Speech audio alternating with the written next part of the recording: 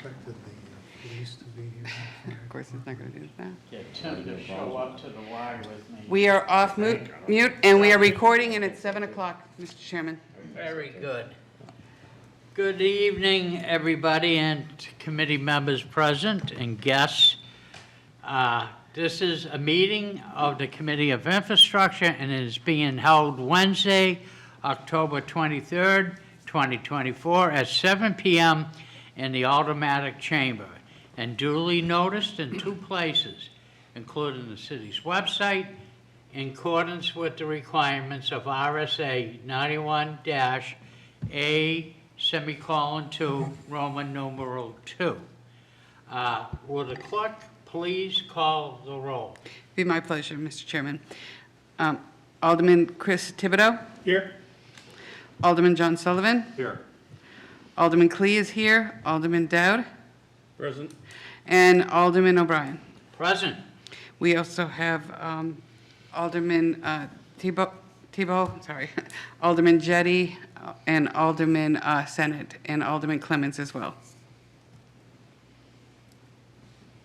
Oh, I'm sorry. No, yeah, that's right, yeah. Also in attendance is Mr. Tim Cummings, Director of Administrative Services, and Liz Hannum of the Economic Development Director. Okay, at this point, I'll open it up to public comment. When you call you, please step up to the podium. Usual rules apply. It'll be 3 minutes. Please state your name and your address. So I will call Mr. Guthrow.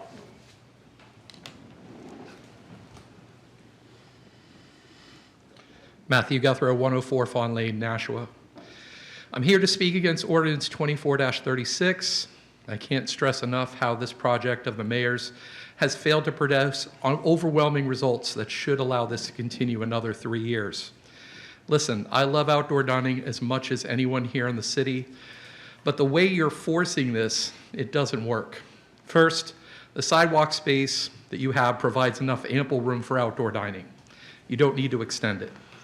Second, this summer, my wife and I spent an entire week dining out downtown.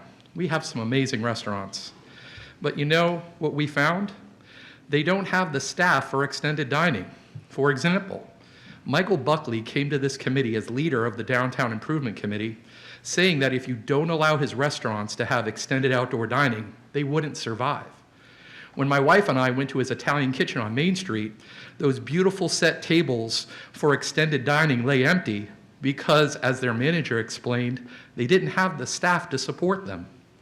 The food was incredible, but I had to ask, how often does this happen? And he was afraid to admit, almost every night. But even with those empty tables, Mr. Buckley still opened what seemed to be a successful restaurant on Amherst Street. So I'm glad he was able to do well despite the staffing issues on Main Street. During a recent public recoding workshops, I had the opportunity to speak with a number of developers who came out to those meetings, who said these Jersey barriers were an eyesore, and they provided no value to the city whatsoever. They went on to say that it was difficult to find stakeholders to redevelop the kind of projects that the mayor wanted to do in the city and on Main Street if this ridiculousness continued. Look at all the lost revenue as a result of the mayor's economic boondoggle. Businesses have left. Parking revenue has been lost. Alderman Clemens here had to create an ordinance to give $100,000 a year in taxpayer funds to support the efforts of the Downtown Improvement Committee because of the lost parking revenue that they used to support their programs because of the drop in significant parking revenue that they used once you put the barriers in place. Now, if you add those costs in placing those barriers, plus the hundreds of thousands of dollars in the additional taxpayer dollars for that Downtown Improvement Committee, that's needless spending in this city. Look at the sloppily ordinance that you see before you. It states in writing that the fee you're using... 30 seconds. The fee you use for a parking space is $1,000 per space. That's it, no subtax. If you want to quantify that, is that fee per day, per week, per month, per year? How are you planning to extend this ordinance further? How did this get past Corporation Council? At the end of the day, this type of spending in our city should just die here in committee. As you know, many of our residents have come before you Time. and spoken against this. But the overall sentiment, Time. unfortunately, is that many of our residents feel that they are concerned about this, and I think that we should let this die in committee. Thank you. Thank you, Mr. Cawthron. Mr. James Mason? Yes, I am. Please, and same rules apply. State your name, address. I'll do my best. And a 3-minute, Yes, Mr. Chairman. my Yes. clerk will warn you. Thank you. Yes, my name is James Mason. I live at 2 Northwood Drive in Ward 1 here in town. And I came in tonight to support the poor, suffering concrete barriers because it's not because I think Jersey barriers are particularly attractive, but because it's an obvious bridge to where we want to go as a city. The place that cities like ours are going is a more walking-oriented downtown, bigger sidewalks, focus on destination business activity right there. And this was a quick and sort of rough and ready way to get there. And so I support it, at least until we can do the right thing and engineer the downtown properly. I think the business case for that is all very clear. You drive up property values, you drive up property taxes, that's what we're looking for. Business in town is worth a little more than business that walks out of town from a big box store, keeps people working. So that stuff matters. And it's attractive, actually, to have that kind of activity out there. I think that when people drive through Nashua, it's kind of our curb appeal. Whether you're actually live down there or not, when they see that there's activity like that, it's a city people would look at and say, yeah, things are happening here. This is a good thing. The last point I would make is this is not exactly a new issue. People have heard about this before, and there was an election, and this issue was pretty much front and center. 1 minute. The folks who were plainly against that, they are not here. The folks who were in support of this kind of thing, they are here. So thank you. And that's really all I had to offer you tonight. I thank you very much for this opportunity. Thank you, Mr. Mason. Sir, you're raising your hand. Did you want to speak? If I could, I will allow it, even though you were late. well, not by much. We're on Greenwich Mean Time here, sir. Am I free to speak, or? There's, And just wait. did you There's want to another speak person, to I the think, too. chair? Yeah. Okay, just Thank sign you. that, please. And you too, sir, if you want to come in and sign in.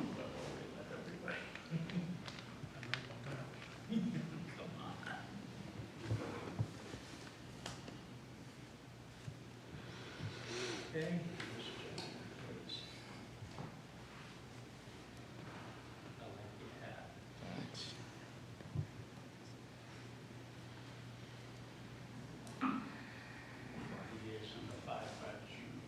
Okay. Let me introduce you and you can come up. Probably won't be able to read my writing, but that's okay. You'll have to give your name and address as well, Sure. so. Yeah. For the record, yeah. Why don't you introduce yourself? My name is Craig Hermley, 12 Brittany Way in Nashua. I had a couple of questions that I don't know whether can be entertained regarding the barriers acceptance or not, or traditionally, this is not a question and answer period, because I think that's got to eat into the speaker's 3 minutes. Yeah. So, but Ms. Hannon is going to do a very good presentation with facts on it. I just had two questions. Pardon? I just had two questions. I didn't. I just had two questions, sorry. Why don't you just ask your questions? We won't answer them because you'll only have 3 minutes to speak. And Okay. it's only got 2 minutes and 30 seconds now. And That's- then as she's doing her presentation, maybe your questions will get She can answer them answered. for you. Okay? Okay, Because you'll only have 2 minutes and 30 All right, seconds Liz. left, so. thank you. So, All right, go. okay. Go, sir. Questions are really, I mean, I was here initially 3 years ago when the barriers came up, and I'm on record as saying as I was for it. Insofar, as long as the vendors or proprietors on Main Street were paying for the space they used. And to the best of my knowledge, that contribution has been minimal, to say the least.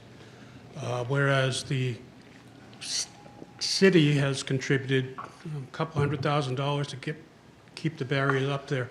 So my question really is, if the barriers are reinstated, what will the proprietor's contribution have to be in order for them to be able to use that space? We're effectively doubling sales for them, and that's fine. But my assessment rate went up 50%, so nobody rides for free as far as I'm concerned. And that's really my statement more than questions. But And I think Ms. Hannon can mostly answer your questions on that. thank you. And that is in the ordinance. Thank you. Thank you, sir. Okay, and next will be Mr. Jeff Bose.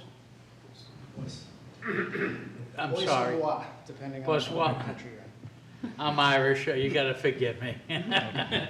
Hi, Jeff Boyce, 16 Hadley Drive, Nashua. I also own a few restaurants downtown. Good to see we're still represented here today. I don't have prepared remarks, but felt like it would be important to respond to some of the folks up here as well as share my experience. My experience over the last few years is that it's extremely well attended. I don't necessarily disagree that a vote, which a lot of people propose, would be a bad thing, but I think people vote with their presence in their pockets. And we've seen tens of thousands of people join us for downtown dining just this year. In addition to that, it helps me create dozens of jobs for Nashua residents. A lot of high school kids work for me over the summer. A lot of kids coming back from college, nurses, teachers, second jobs, single parents. It's a job that a lot of people rely on to put food on the table. And additional seating obviously creates additional jobs. That's, basic economics. In addition to that, it generates a significant amount of tax revenue. I think that that's something that is not well represented in any of these meetings. This year, 2024, meals and rentals tax will be giving the city back $8.68 million. Let that sink in for a sec. $3,500, $35,000 for a couple parking spots, or $8 million. I think it does more than pay for itself, and it is beneficial to the city from, like I said, tax revenue standpoint, clearly. That's black and white, that's data. Jobs, again, black and white, that's data. Safety, I haven't seen any major safety concerns expressed through the police department or fire chiefs. In fact, many of them join us weekly and, seem to enjoy their times. And I guess lastly, just the aesthetics, that's obviously a personal preference. 1 minute. I feel like, as someone that invests significantly in creating a nice space for people to enjoy outside, I would continue to do that and perhaps even invest more in making the space a little bit more aesthetically pleasing if I knew there was investment by the city and the community in helping us make it great. Thank you, sir. To our guests in the cheap seats, we got other items to attend to this evening, so the parking will come up, so please be patient with the committee and we'll get to it as we follow the agenda. All right, at this, a little bit of house cleaning. We were slated the Wednesday evening before Thanksgiving to have the next infrastructure meeting. And I think we're all gonna help the missus make her pies, right? So, we're gonna, skip that and we'll move the next infrastructure meeting to December 3rd. So please mark that on your calendar. And for those that are paying attention, that's the day after my 70th birthday. I will be accepting gifts. Thank you. All right, next, communications There are none. and discussions. Tonight, we have the downtown garages project update, and I'm gonna turn the meeting over to Director of Administrative Services, Mr. Tim Cummings. Thank you, Mr. Chairman. For the record, Tim Cummings, Director of Administrative Services. With me, I have Tim Lemire of GPI. And the reason why we're here this evening is wanted to provide the Infrastructure Committee and the Board of Aldermen with just a relative overview and status update on the downtown parking garage deferred capital maintenance project that we have been discussing over the years. We have, or we will be filing a bond authorization for about $15 million in the coming future, and I just thought it would be good to essentially get it before you this evening at a very high level, so you can see where we're at, and hopefully we can address any questions that may arise.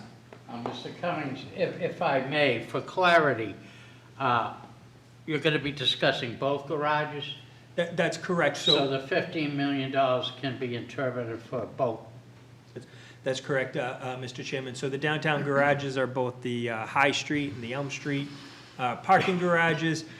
This is a deferred capital maintenance project, mainly focusing on safety-related issues, but we do have a couple other aesthetic and other, what I would term, consumer-driven type of improvements to hopefully make for a better experience as people use the garages.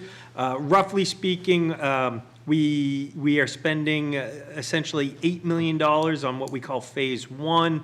That is the true deferred capital maintenance and drainage type improvements to preserve the asset. Phase 2 will be about 2 to 3 million. Phase 3 will be about 2 to 3 million, and then we're carrying about $1 million in contingency. We are still at a level of design for the last two phases where we're not ready yet to finalize those numbers, but we anticipate finalizing them in relatively short order before we start construction, which we're hoping to do for the springtime in earnest. So, Mr. Chairman, just a quick overview before I hand it over to Tim Lemire to my right. We have our OPM on the project, which is GPI. We have our design professionals on the project. Just for the record, that is Thornton Tomasetti as our engineer of record. You may recall they did a deferred capital maintenance study on the parking garages a few years back, which was an analysis of the asset, and it spoke to the repairs that were necessary and in what phases we needed to make the repairs, and they provided us with high-level cost estimates. That was the big driver in getting this project off the ground. Then in addition to that, we have an architecture firm, Randall Paulson, doing some of the office and parking-related improvements necessary, and then the construction manager will be Whiting Turner. So the team has been assembled. We are significantly through design. We have anticipated a spring start, and I will hand it over to Tim Lemire, who will discuss the project in a little bit finer detail, and then happy to answer questions at the end. Thank you, Mr. Chairman. You're welcome. Mr. Lemire, welcome. Thank you, Mr. Chairman. Thanks, everyone. And as Tim said, we're just going to get right into some of the details of where the project currently stands and where we're headed in the next couple months. But as Tim talked about, we have the project currently broken up into 3 distinct design phases. So phase 1 being more of that deferred maintenance phase, includes a lot of the concrete and waterproofing repairs. There's also quite a bit of drainage repairs necessary in this first phase, and especially in the Elm Street garage, quite a few stair repairs, some actual stair tread that are pretty significant to do, and then some minor repairs in the stairs as well. There's also building facade cleaning in this first phase, and some masonry repairs on the exterior of the structure. Phase 2 is also in both High Street and Elm Street garages. Phase 2 is more of safety improvements with additional lighting. Even in the daytime, a lot of the Elm Street garage is particularly dark. And there's also rework on the bottom level of the Elm Street garage for, I don't know if I want to call it a maintenance area, but the city has needed to take a portion of space for storage, for plows. And to get that space, we're going to redo a little bit of the traffic flow for the public ingress egress of the Elm Street garage. So that's primarily what phase 2 is. Phase 3 is only in Elm Street, and that is a possible renovation or retrofit of the parking office for the office staff and public services. And that is, we'll get into more of that later, but very early in the process. And I just tried to grab a couple photos to show some examples of what's in each phase. So this is just an example of some of the picture on the right is a heavily deteriorated structural support beam. And that's a good example of some of the concrete repairs necessary to take place. And the picture on the left is actually temporary shoring that's there now. And then, so that's going to be in place until we can have the repairs performed and the structural integrity restored in those locations. This is just an example of a lighting plan, and the vertical bar lines are going to be areas of needed lights, and that's what the architect has determined we need. And just to get the lighting up to modern standards, it was a little bit surprising to me how many lights we need, especially in Elm Street. But this is the lighting plan design is pretty close to being done. And once we get the traffic portion of phase 2 done, that design is going to be well on its way. And phase 3 is really an early concept, so this isn't, we don't suspect this is actually layout was where we're going to be, but this is 2 early concepts of some options for the office, the parking office on the Elm Street garage. But right now we are about finishing up the scope of services for Randall Paulson to start providing some design services on that phase 3 project. So get a little further into the phases. So phase 1 and 2 together, we can confidently say is about 85% through the design phase. And those 2 phases together will be put out in one construction CM contract for early 2025. So the designs are close enough to complete together that it's going to be advantageous to the city to have them issued in one construction contract. We do have a cost estimate done for the structural repair work, all the deferred maintenance work, but not the lighting just yet. That's coming within the next few weeks. Phase 3, as I just mentioned, we are mostly through the scope of services with the architecture firm Randall Paulson. So we'll be looking for getting started on actual design within the next 30 to 60 days.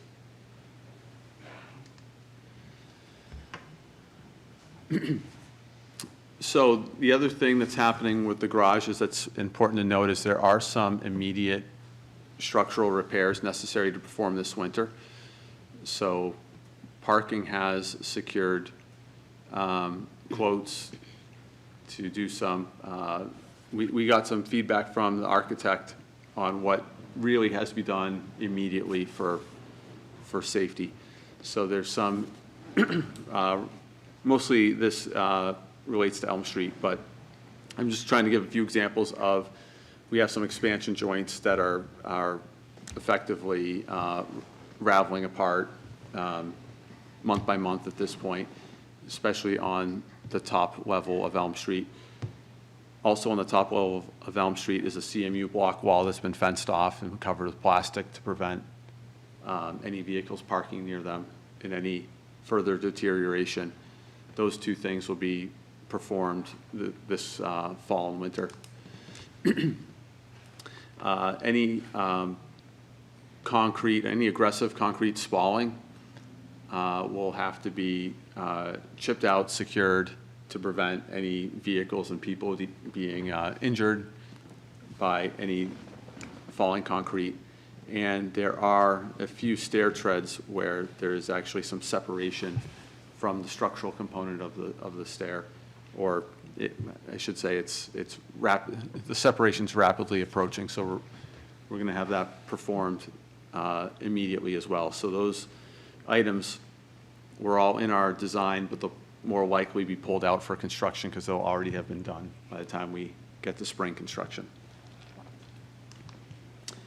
And that's what I have for a quick update on the project status of both garages and the phases of work and how that correlates to the funding.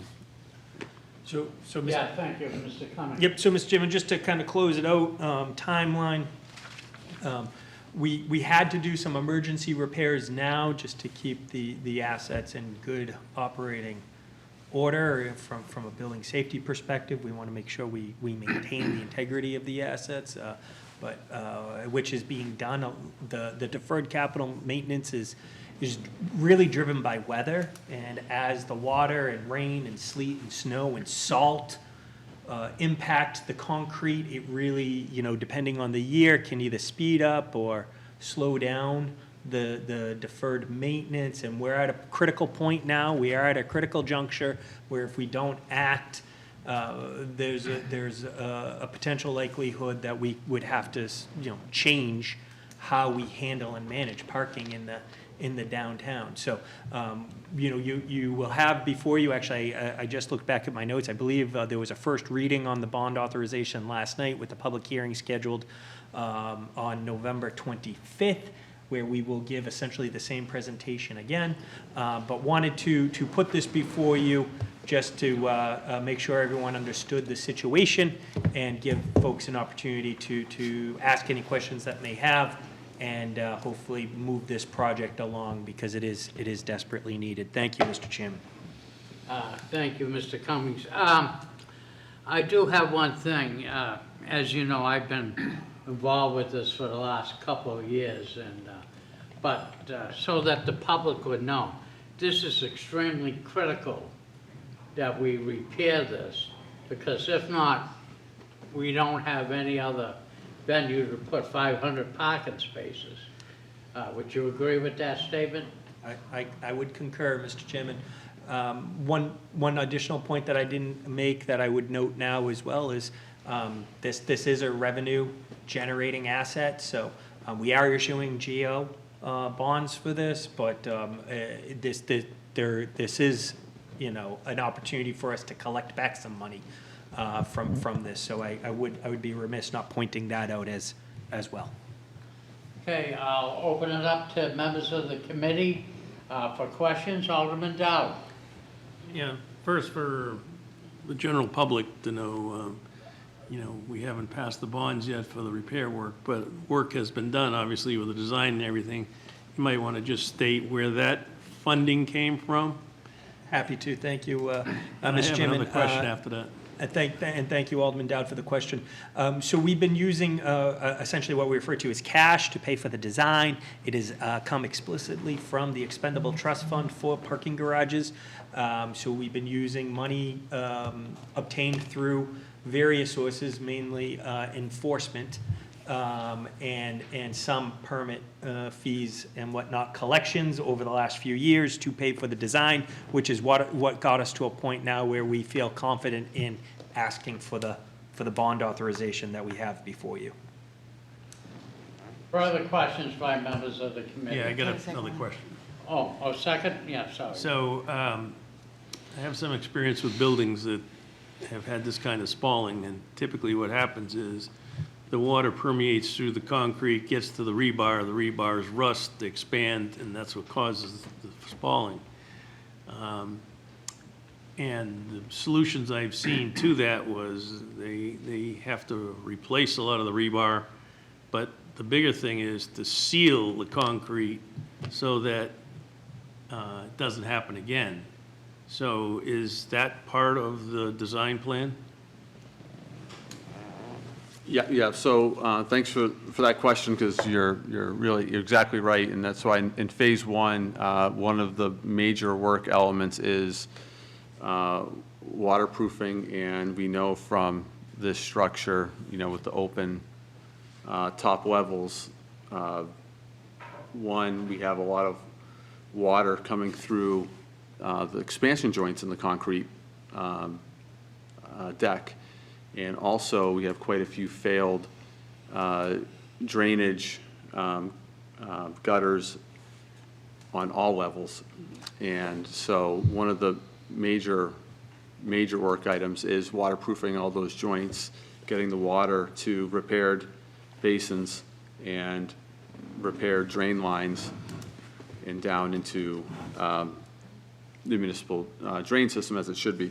So that's going to be one of the top priorities in that first phase, is reestablishing the appropriate drainage. And for the record, Mr. Chairman, that was Tim Lemire, the OPM for the project with GPI. Alderman Sullivan. Thank you, Mr. Chairman. You mentioned in your slide presentation you had a cost estimate done. Can you share what that number is, please? Yeah, so the phase one is $8 million. Phase two is $2 to $3 million until we get a little bit further in design. That's the number we feel comfortable proceeding with, and then phase three would be again $2 to $3 million with a $1 million contingency, which adds up to $15 million. Thank you. Further questions by the committee? Yes, Alderman Senate. Thank you, Mr. Chair. I'm not on the committee, but I did just have a question. I don't know if this is just a high-level scope of work, but it seems like the focus of most of the presentation here is primarily on Elm Street, and as a frequent flyer of both garages, I think I would agree that Elm Street is in worse condition. Are the conditions that we're seeing here persistent throughout High Street as well? Yes. Yes. To the same extent? I would say, I would agree with you, if I could, for the record, Tim Cummings. Absolutely. I would say Elm Street is in need of a little bit more attention, but both High and Elm are in the same essential state of deferred capital maintenance, mainly driven by water and the weather impacts that have occurred over the years. Thank you. Alderman Jettie. Thank you. So, currently, is the public safe to use these garages? Yeah, Tim Lemire with GPI. Yes, we did have the structural architect go through the garages in August when some of these questions of, emergent repairs was coming up, and evaluate where are we really today? Is this a, public hazard or not? And what can wait till the project starts in the spring, and what has to be done over the winter? So we did have the architect go through and provide the city with a technical memorandum regarding just that it is safe to use as is with tiered level repairs, and what, they did a pretty good job detailing to us what could wait for the full construction contract and what had to be done over the winter. And so just to be very clear, yes, the garages are safe. Not only did we have the structural engineer go through right away, our building inspectors and our public safety officials are watching the asset very closely, and we are in close communication with them on this. And as Tim Lemire had indicated, we are taking a phased approach, and we are starting some of the work sooner to maintain the integrity of the asset. Alderman Jettie, follow up? Thank you. During the parking study, there was talk about people have complained, saying that they don't use the garages because they don't feel safe. So during the parking study, one of I've used the parking garages for years and years and years. Have never felt unsafe at any time. But people do have those fears, and one of the possible solutions to that was, either gating or guarding the garages. This doesn't seem to provide for that. If we were to decide to do something like that in the future, would this plan accommodate that? Yes, if I could, Mr. Chairman, yes. Tim Cummings, Director of Administrative Services, yes, it is the plan to gate the garages. This is being designed in a way to be able to gate the garages, and we would like to gate the garages as quickly as possible. I would also suggest more than gating for a consumer experience. It's also to cultivate that feeling of safety. It's aesthetic improvements and lighting, and that is absolutely the intention to prioritize those types of improvements as well. First and foremost will be the public safety, and then as we proceed, we will be looking to make those other type of improvements, and lighting is absolutely a high priority. Thank you. Further questions? Alderman Thibodeau. Yes, so this falls on, we've had some issues with deferred maintenance, so with this kind of investment in repairing the garages, which clearly needs to be done, what's the plan or maintenance schedule to ensure we don't get to a faulty point again? Great question, if I could, Mr. Chairman.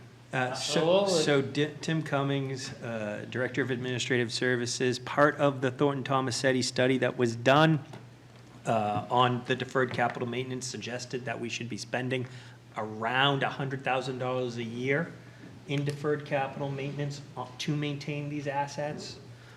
And so it is the thought process that in the operational budget, we would be able to raise that money. I'm sorry, we have someone approaching. Excuse me. Okay. Someone just left the bag over there, I didn't know. That's all he was saying. Yeah, It's do you, yours. do you think it's a bomb? I hope not, because I'm the closest to it. So I'm not sure it's a big issue, Yeah. but I wanted to bring it to somebody's attention. No, thank you. Thank you, Mr. Michael. Let me take a peek. I think it's my. Is it yours? Yeah, I think it's my. Little black bag? Yeah, it's my black bag. I just wanted to make sure that somebody was aware of it. Thank you. Yeah, no, that's fine. Yeah, that's fine, right there. No, you can leave it right there. I will grab it at the end of the meeting. Thank you. So again, Tim Cummings, Director of Administrative Services. Relative to the deferred capital maintenance, the simple answer is it is the intention, for as much as the operational budget can afford, is to include it. We know and we have a recommendation to try to spend somewhere around $100,000. If we could do somewhere between $50,000 and $100,000 over the years on a 10-year cycle, that is the best way to maintain these assets. And that is a thought process as we continue to move forward with the redevelopment of our operational and management plan of the parking department. And Director Cummings, Alderman Thibault brings up a very good point, but Also too, let's look at the Hunt Building. You know, if we had done something, get a glazier in the past, we would have saved some windows. And, you know, enough, what I'm just saying, stop kicking the can down the road and maybe come up with a designated program for deferred maintenance. You would do it on your house, or your clapboards would fall off or something like that. So it's the common sense. These are the people's buildings, and they look to us to maintain them. Alderman Dow. Yeah, Alderman Thibodeau, great question. I deal with that all the time with the schools. One thing I would ask, though, is rather than having an arbitrary number, try and determine what would be needed from a task standpoint on a year-to-year basis and how much that approximately would cost. And then we have a better idea of what will and might not be done. The other question I have is, at some point in our discussion with the garages, and we've had a lot, we talked about some look at the elevators, and that could be as simple as cosmetic, because I think they're in not great shape that way. And the other thing is if we do this project, are we going to have to bring the elevators up to code? So I'm going to answer that question, and if others here can answer it, please chime in. I'm going to confirm what I'm saying, but I believe we've actually already needed to rebuild our elevators. We actually had to do that a year or two ago, and so I don't believe that continues to be necessary today because we had to do it, I think, two years ago, but I will confirm that. Further questions from members? Seeing none. Director Cummins, I thank you, and thank you, sir, for coming forward. Very informative and something that needs to be done. Thank you. Okay, next, unfinished business, There is none? new business resolutions, There is none. new business ordinances. O-24-034, assigning the Pine Street Extension parking lot to Zone 3. Mr. Chairman, I make a motion to recommend approval. Final passage. Final passage, sorry. Yeah. And Director Cummings or Liz, yes, thank you. Liz, would you be so kind to designate where Zone 3 is so the public and some of the aldermen understand? And, Sure. we could bring it up on GIS if you wish. Sure. So Liz Hannum, Economic Development Director. The parking department is in Economic Development. So we, in the operational plan that Director Cummings was talking about, we have redesignated a lot of the zoning, and that will take effect in January. And Zone 3 is past the garages, and kind of the outskirts of downtown is essentially where we're looking. And this is, Pine Street Extension Lot is the one that's behind the NIMCO building, behind the smokestack. If you know where the smokestack is for the public. It's around, kind of around the corner and through the woods a little bit. It's kind of the entranceway into Mine Falls Park is kind of that's the closest public parking asset that we have to the east entrance to Mine Falls Park. So we had intentionally left this space off of our original legislation as we changed all of the zoning because the Business and Industrial Development Authority, BIDA, is working on this, and we wanted to coordinate to make sure that our timing we weren't going to put money into this asset as a parking, as paid parking, and then immediately have to kind of change it around for the development. And they are a little bit further down the road. Their environmentals are still kind of rolling in. And so we decided that we would have probably 3 or 4 years at this point to put into this asset. So we don't see a lot of usage right now, but we're hoping that by actually kind of creating a real asset that is paid, that people will actually use it. and that the businesses around did can, this, the zoning map. kind of, it will protect their parking essentially, by not letting everyone use it. Yeah, So so we're that's the probably- idea. So this would just go into a normal zone 3 parking, and be the so I same think it's cost this as there, yeah. the other zone 3 areas. Oh, won't you go closer? Okay, Yeah. questions by members of Sorry, the guys. committee? Alderman Clemens. Yes. I guess maybe just doing Have the- you or that. Director Hannum or your administration reached plan out to City the Hall. businesses that are occupying that area to ask them what their opinion is on adding paid parking? Yeah, so not recently. I think over the last 6 years, they have had lots of conversations as we did this downtown parking study. I know that the signs have been up for at least 4 or 5 years that say paid parking coming. So they know that it's coming. So we did not have the conversation in the last few months. Follow up? Yeah, I won't be supporting this legislation at all. I have made a commitment to the businesses that are in that area to never support adding parking to that lot. I think that we have enough paid parking in Nashua, and I feel that this would be going above where we should be. It's too far outside of the downtown area, in my opinion. It's sort of by itself, and I feel that it's doing a disservice to the businesses in that area who have enjoyed free parking and should continue to do that. So I will be voting no when this comes before the full board. Thank you, Alderman Clemens. But Director Hannum, the fee structure, is it different in the different zonings? It is, yes. So in other words, Zone 3 will pay less than Zone 1. comparatively to downtown? Yes, I think that the new rates are going to be 75 cents an hour for zone 3. Alderman Clayton. Thank you, Mr. Chairman. So this is also at the mouth of one of the openings to Mine Falls as well. And I know at times I've actually kind of parked there to use Mine Falls. And one of the nice things is that it's a trailhead. So I don't like the idea of charging people at trailheads. So I use Lincoln Park.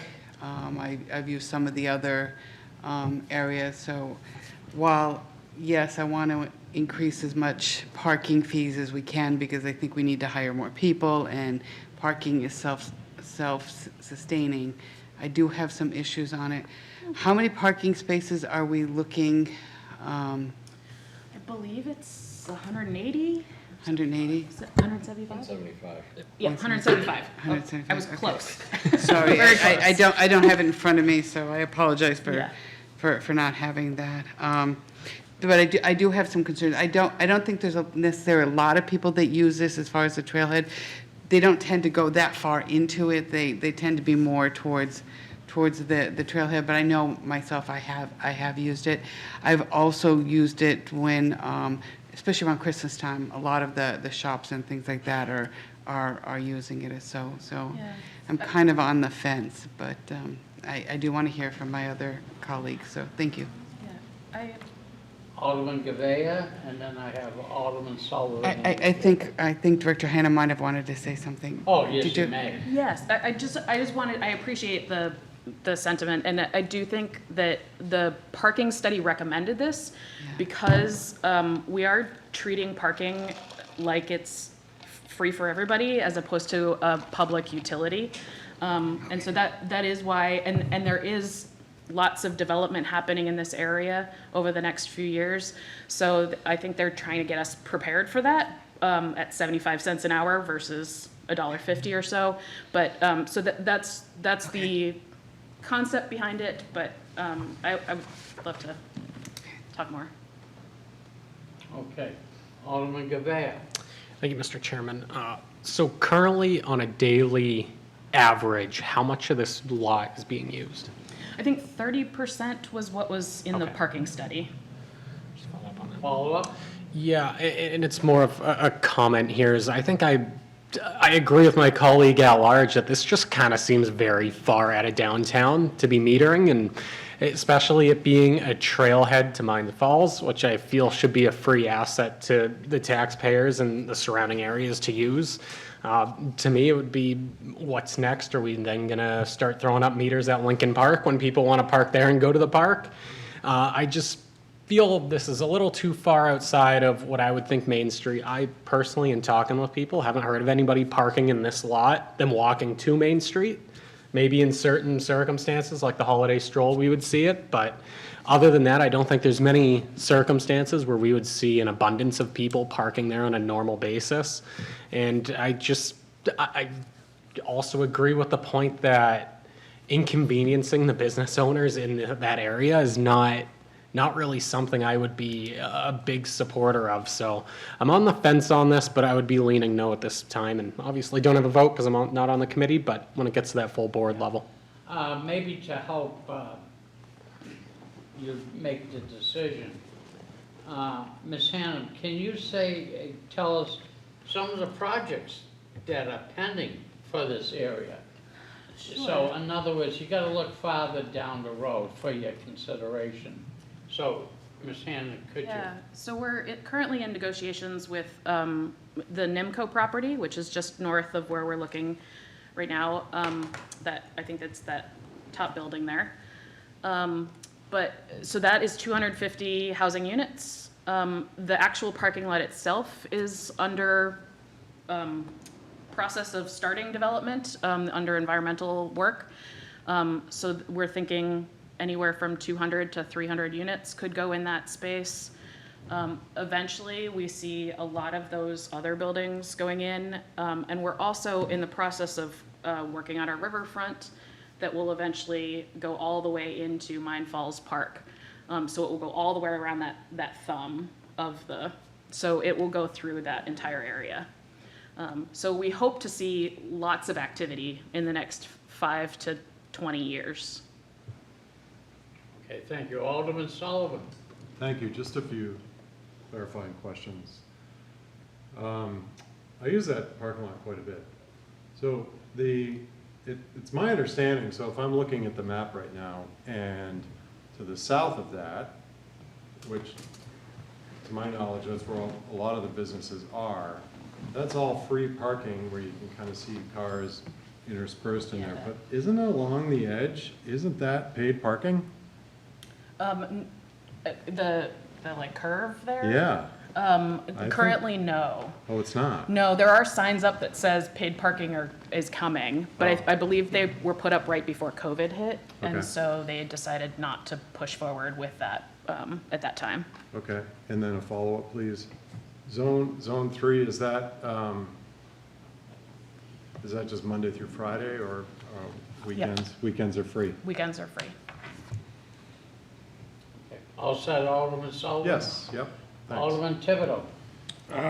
I was curious about, for the businesses that are there, some kind of a voucher program for businesses that are there for the employees that could be used during the day, maybe to offset that. And then I know we've got a huge parking issue for people rooming together and there's no parking at their homes or whatever. So we get a lot of people that utilize the parking garages for night parking if they're not parking on the street and getting tickets.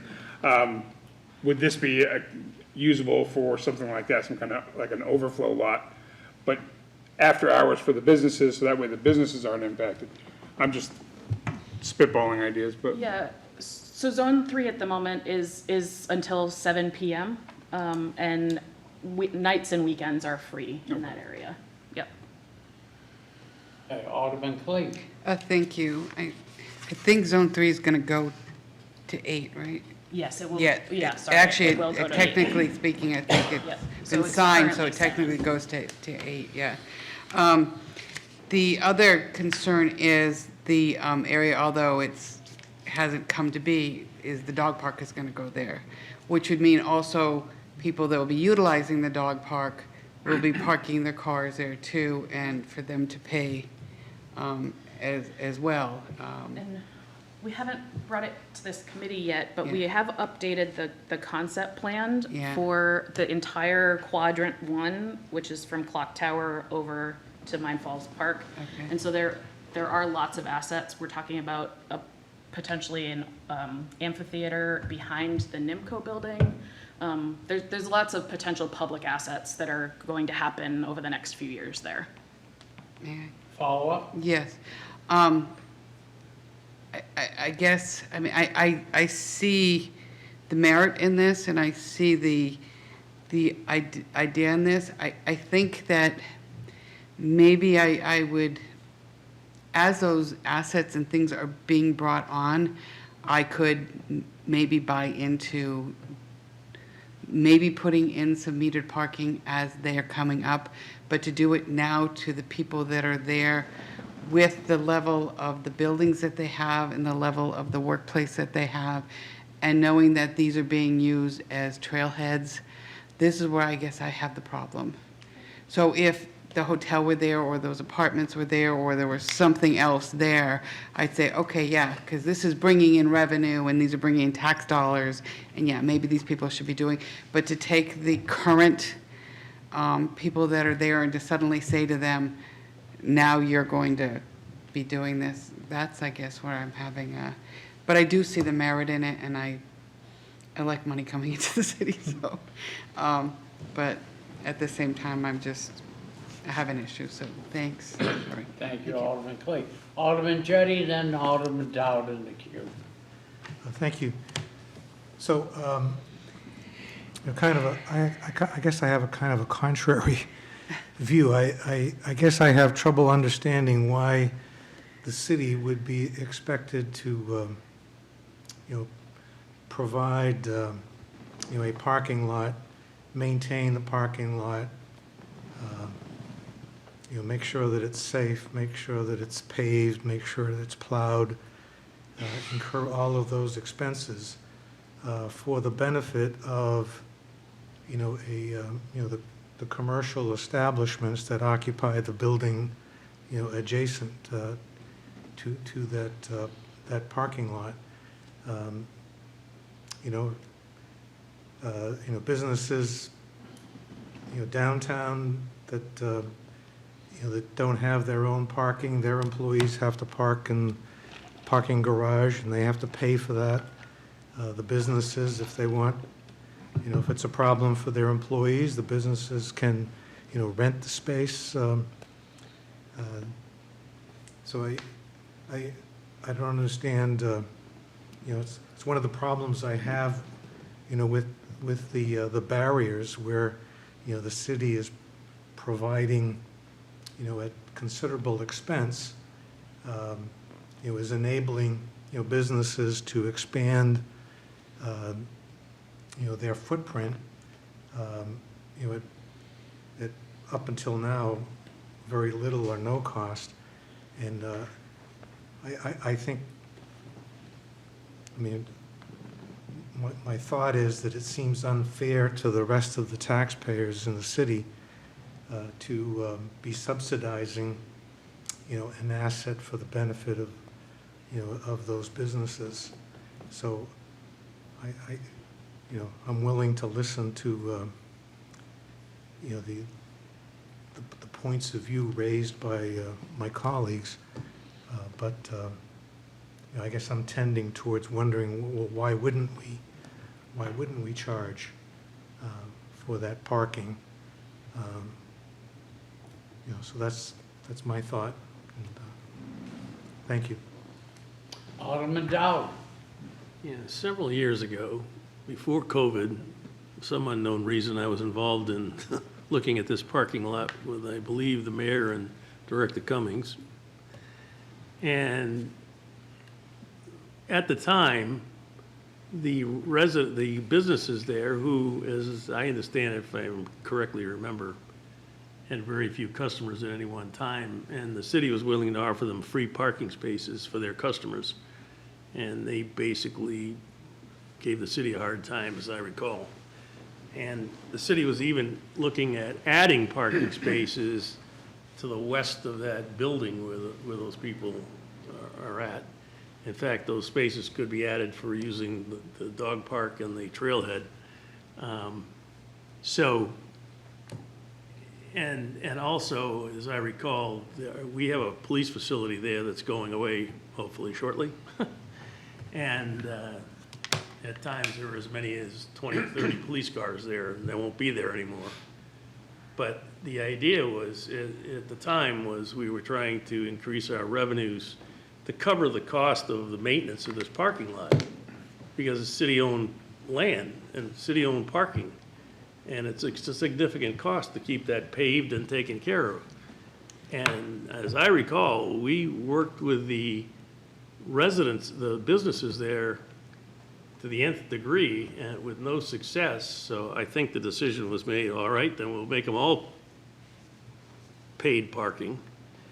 But we could revisit that again.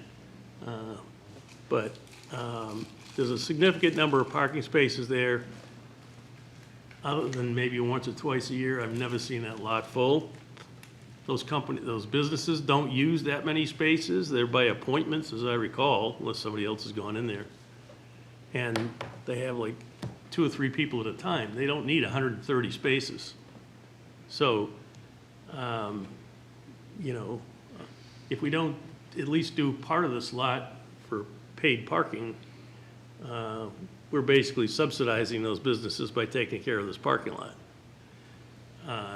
They also wanted to buy the parking lot. I don't know if that's still the vogue, but if they did that, then you wouldn't have parking for the trailhead or the dog park or anything else, because they wouldn't allow any parking there.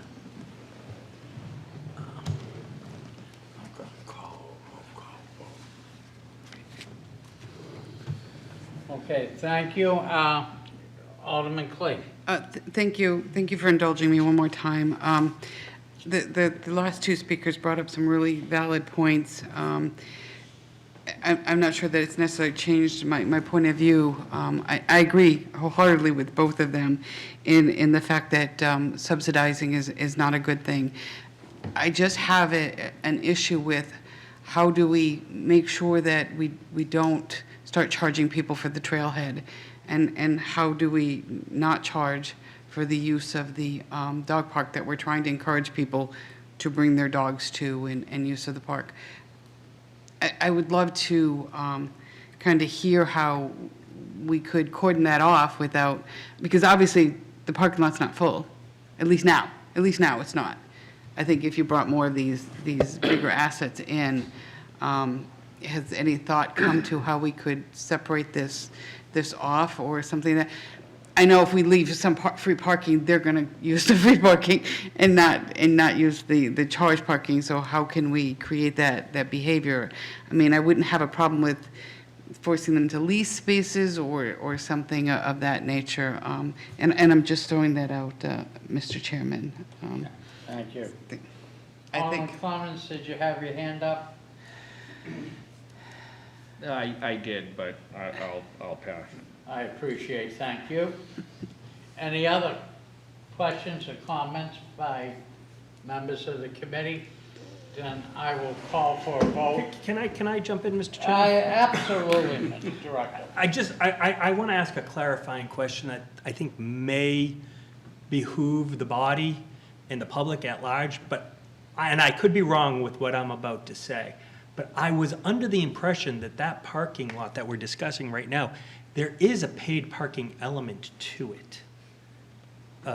And so I could be wrong, but I was under the impression that parking lot, Here? yes. No. No. I thought there was No. along the edge. Okay, They're just signs that. that say it's going to be, okay. All on the Yeah. edge. right through here. It says it's coming to a neighborhood near you. Let's see. Manager Stansfield has texted me.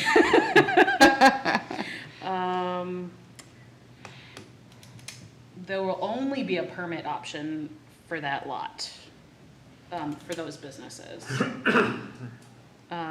So the public will not be able to park here?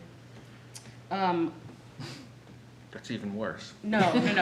So it'll be zone 3, for most of it. But they will be allowed to purchase permits for that lot. Alderman Clemmons. Yeah, that still doesn't satisfy me, because again, that's making that parking lot paid. Whether you pay a permit to pay there or have your employee go and feed a parking station every day, it's one and the same. Yes, and I think, I think that during the parking study, they talked a lot about this lot. And the recommendation from our parking consultant was, don't break it up, and put it in the farthest zone we could at this point. So that, we even talked about, the reason we pulled it out of this was because, if we were gonna wait for BIDA to potentially develop it, and they were like, absolutely do not wait. So that's why we have re-looked at this. So that was their recommendation. Follow up? Yeah, well, the other thing is too, isn't that BIDA project supposed to be for really low-income housing? Like 60% of the median, 50%, 40%? The legislation does say affordable, but it doesn't identify a type of affordable. Well, regardless, now you're putting affordable housing in, and you're gonna make people pay to park.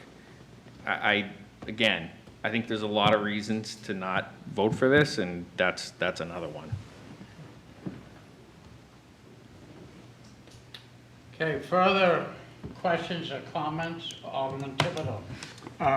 Just to clarify, well, two things. One's a clarifying question. With that development, is there no parking elements associated with that development as it's being proposed at the moment? So the legislation says that they will maintain a public element. They will have to follow our zoning laws otherwise, so that they can, depending on what our recode says about parking minimums, that they would have to follow that in addition to the public element. So they would have to likely provide, if we end up there with our new code. Alderman Dowd. Yeah, I actually agree with all those sentiments, but this board's gonna have to be able to address $1 million, $1.5 million bond from DPW to repave that parking lot at some point. Unless that parking lot is sold, or that parking lot or portions of it become the responsibility of the people that are getting free parking. I mean, it's gonna have to be repaved. Who's paying for it? And if you're willing to allow free parking there, then you gotta be acceptable to a bond authorization to pave it when it needs paving. So that's where we stand. I'm sort of ambivalent, again, we offered free spaces for those businesses, and they turned it down. I don't know where we stand today with that, but, Yeah, Alderman Clemmons. Yeah, I mean, we offer free parking all over the city, and we don't have tolls on our roads. And when the roads need to be repaved, we pay to repave them. So would just be another one of those areas where that happens. Director Clemmons? I don't want to insert myself in this conversation, but I'll go right ahead. You want to. But I think there needs to be a conversation about how this parking lot is going to be managed as we move forward. And it sounds as though what I'm hearing, the conversation, at least to some degree, is there maybe need to be some level of reconciliation. So I'm gonna lay out a scenario, and I believe I understand how the governance of this parking lot is currently constituted. So this parking lot, as of our rules, as of right now, is subject to permit parking, 100% of that. So ergo, one of the businesses or anyone in this area wanted to have a permit, they would be allowed to get a permit. Now, that may not be a problem per se today, because there appears to be ample supply. However, in the future, as demand increases, there may not be the availability of those parking spaces if all those parking spaces are used via permit. And as I understand it, this is a permit lot under our current ordinance. So I just want to make sure that there's a level playing field here of how this parking lot is being managed. And if there's a disagreement on that, I think that conversation needs to occur. Alderman Sullivan. Thank you, Mr. Chairman. There seems to be a lot of variables, question marks, what's going on with this. I'd like to make a motion to table this ordinance until we figure some of these things out, please. Motion to table is the highest priority and is in order. All those in favor signify by saying aye. Aye. Matter is tabled. You didn't say those not in favor. Well, I think we have those not in favor, forever hold thy tongue. Nay. On the record. With a nay. Never tell a clerk that. I had a feeling that was coming. Okay. Director Hannum, you heard much of the discussion. Yes. So when this comes up again, I don't know if we'll be able to fit it on the docket December 3rd or maybe wait to right before Christmas and everybody's got that eggnog.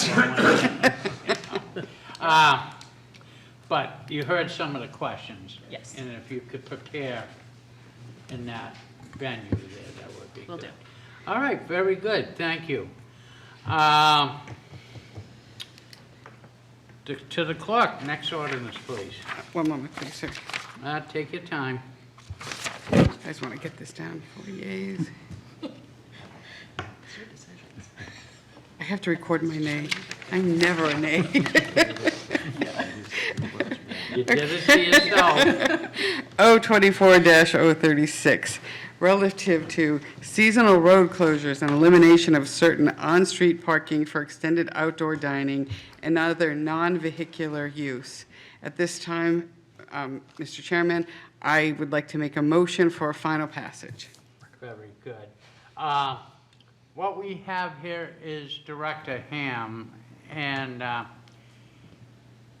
the mayor, in his speech to the full board last night, kind of touched briefly on some of the profits that have been made with this. So I'll turn the meeting over to Director Hannon, and if you can go through and... That's not the presentation. That's not the presentation. I can talk to you about water if you want. Sorry about that. This is yours, right? Yes. Yep, that one. It's just three slides. All right. So Do you very have the short. little clicker, or? No, that's okay. I can just. Yeah, I know, that's what I'm trying to do. the Okay, full screen. great. Yeah. There we go. All right. So I just wanted to give you a few quick highlights, just facts that you can interpret. We heard from the audience that there are opponents on both sides of this conversation, but we used 25 parking spaces on Main Street this year from May 1st to October 15th. As you heard from the mayor last night, we have approximately 155,000 visitors that attended or used that in that time frame. And we're looking at just over, I think 1.8 or something was the frequency. So that means 82,000 unique visitors. So we have people coming twice during that, or average of twice during that time frame. And I wanted to kind of put a dollar number on it. And we don't really have a restaurant-based dollar. So I went to the Arts Commission, just did a study that you'll hear about at PEDC if you want to hear. It's next month. But their actual dollar amount that people that attend arts and cultural events spend $33.45 per visitor. So that is the report for the city of Nashua that they did with NEA, the National Endowment for the Arts. So I kind of chose that number because it's the only Nashua-based number that we have right now, and multiplied it by the number of visitors. So we're looking at it approximately estimated about $5 million in spending at those tables just outside. And that's in 5-6 months, right? And so even if you kind of can argue the number, I would argue that I spend a lot more at restaurants than $33 a person. But you can also argue that people spend less. And so that number is just kind of a place marker. So it could be higher, it could be lower. But I wanted to give you an idea. As you've heard, there are opponents and there are people that do not, or that are supportive. So I'll go to the next slide here. So this is very small. So what I like to do when there are two different opinions on things is go back to the Imagine Nashua Master Plan and look at the recommendations and the goals that we wanted for the community. And you'll see that this is, our first recommendation is to facilitate public realm space and expansion and improvement on Main Street. And so that is what this project does, is kind of it expands the pedestrian safety in the area, and we slow cars down that way. And we're looking at a use that brings money into the community. And so this is recommendation number 1, and it also fit on recommendation number 3. So this graphic is from the Imagine Nashua Master Plan, where we actually looked at narrowing Main Street to 1 to 2 lanes, depending on where we're at on Main Street. And so if this is still the goal, then the recommendation would be to continue this program. Pedestrians spend money, cars do not. And so we want to build our environments for the things that spend the money and can build out our community and make it more vibrant and more walkable. So slowing the cars is number 1, and getting pedestrians to feel safe on Main Street and spend money is kind of the number 2. So if these are still the goals, then I would recommend passing this. And if you want to get cars faster through Main Street, or have more parking, even though we have 3,200 parking spaces in downtown and we only use 25 of them on Main Street. So the two kind of opponents to this are parking and it slows down Main Street. And so that is exactly what we want to do if the vibrancy aspect is still the goal. And if you want to move cars down Main Street faster, then I would not recommend this.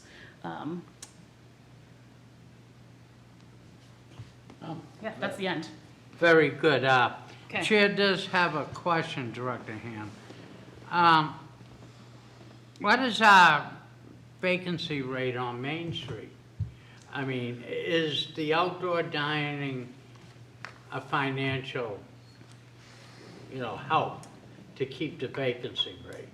I mean, I myself walking Main Street, I only know of one, and that's, the building is up for sale, and that's adjacent to Castro's.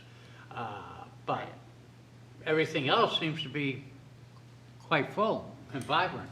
Yeah, and not every restaurant is financially dependent on these outdoor barriers, but a lot of them are. And so I think that if we take that asset away from some of these restaurants, they would not, they would turn over. So depending on which restaurants we're talking about, I think some do really well with this, and some just contribute to the vibe on Main Street of activity. Okay. The next thing, just for your consideration to members of the committee and to the general public, when this idea first came up, we were under COVID and, you know, trying to alleviate public fears of being inside, yet take care of our businesses and everything else. And so the quick fix was the concrete barriers. They served their purpose. They have done well. But I've been in communications with Public Works. There's better stuff that's more aesthetically pleasing out there. Yeah. And I think in the rejuvenation, if this were to continue by, you know, whatever flavor, that the concrete barriers will go back out on the highway and, you know, we'll try to beautify Main Street. So please keep your vote open or minds open. Don't base it on the concrete. They have done their job. Nobody get killed. You know, nobody stole a French fry off a motorcycle, you know what I mean? It's worked out pretty good. Yeah. But, yeah, something needs to be fixed. And hopefully, yeah, go ahead. If you'd like, we are looking into the concrete planters that are much more aesthetically pleasing.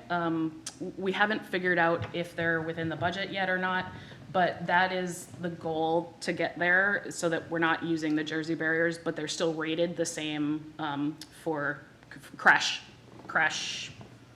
Test, weight test? I'm not sure. Yeah. Yeah, so DPW can make sure that they're still of the same crash Safety. weight. Safety Safety, yep. concerns. Yep, very good. Alderman Dowd. Yeah, I'm sort of ambivalent on the question of outdoor dining, and like most people, I don't think the barriers are aesthetically approved. But to me, there are a lot of unanswered questions yet. And what I'd like to see is, I would like to see inputs from police department, fire department, and from all the major restaurants. Is this going to severely hurt them? Are they willing to pay more? Because we're putting a new dollar amount in the legislation. I would like to see them come in and give us that information, rather than sending it back to the full board and having, you know, the full board send it back to the committees. So I'm going to make a motion to table to the December 3rd meeting. Now? Now. Right now, You make a Not now. speech, that's nice. motion to table is always in order, and the chair is not going to argue that. It was my hope just to get, for Director Hand, to get more direction, you know, to what to do. But if the motion comes forward to table, it is in order, If the so. members of the committee would like to have a little more input before we table it, I'll, at this point, withdraw my table until that time. I'll call for a vote on that. Does No, the no. members of the committee want to No. have any further discussion? He withdrew. He withdrew? Okay, so we're open up for discussion. Thank you, Alderman Dowd. I will get back to you with your motion to table. Can I forgot to answer the gentleman's question, too. You Yes. brought that up.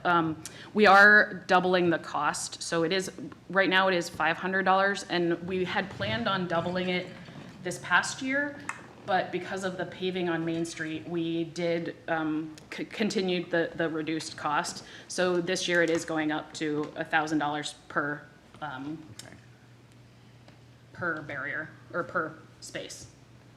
All right, Alderman Clay. I have Alderman Clemmons, Alderman Senate, Alderman Theobald, and then will be you in the queue. So Alderman Clemmons. Thank you. I thought you said me. No, well, no, I You said recognize your Cleve. hand. Thank you.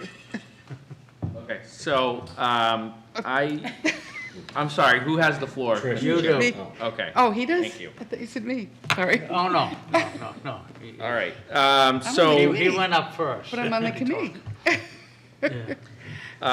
so, I wanted to just express, that I think there needs to be some compromise, particularly in the the way the resolution is written. But you Um, have the right to What I have heard from the public is that they There are some who absolutely support these in the way that they are configured now. There are some that want them to completely go away. I think that there needs to be a middle ground. You're never going to please the people whose main concern are the elimination of the parking spaces, at least in my opinion, because the whole point of this is extending into the street and it takes up the parking spaces. However, one of the other major concerns that I have heard from constituents is that the traffic backs up and they're concerned about vehicles getting through, safety vehicles getting through. Now, while I can say from my opinion and actually from my own perspective, I've witnessed this. I've seen safety vehicles go through. I've seen ambulances, fire trucks, police go through it, and there hasn't been a problem with the way it's configured now. People are able to get out of the way, and the vehicles are able to get through. That being said, the traffic is bad at certain points in the day. I've sat in traffic. It took me 20 minutes to get from one side of Main Street to the other this past summer. So I can tell you that at certain points in the day, it is a problem. My suggestion would be that we keep the 2 travel lanes in each direction, and that we put the barriers out only to the parking spaces. This would give the restaurants the width of basically from the curb to the Jersey barrier.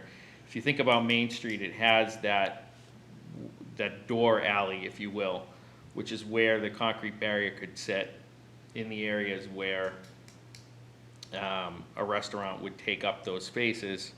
But that would also allow for traffic to be in 2 lanes in each direction, which is what I think the public really wants. And it's one of the main concerns that we could alleviate by coming up with a compromise such as that. Secondly, I think that the businesses should have to commit to 3 years of this. If we're gonna do a 3-year plan, they should have to commit up front to the 3 years. We should go out to them ahead of time, find out which ones wanna do it, and then create the map based on which ones commit to the 3-year plan. If they don't commit, they don't get it. The other thing that I think we should do on this is keep the side streets the same. The side streets, as far as I know, are working. Adding the parking over on High Street, I think Factory Street was excellent. I saw a lot of people utilize that. I utilized it all summer. So I think the other thing, and then lastly, this has to come back to the Board of Aldermen. We should not allow the administration to have carte blanche on what they want to do with the legislation, which is in there right now in section, what's called plan amendments. I would say eliminate that. Also, lastly, I would lower the cost back down to $500. If we're only giving people the parking space itself and not the extended out into the lane, that's less of a space. Maybe it's $750, maybe it's $500, I don't know. But the point is, if they're getting less than what they got this year, they shouldn't have to pay more for it next year. That would be my compromise. That would be my suggestion. That would be something that I could vote for, but the plan in front of me, I could not. And if that's the case, then unfortunately, I would have to vote against this, and we would have to go without it next year.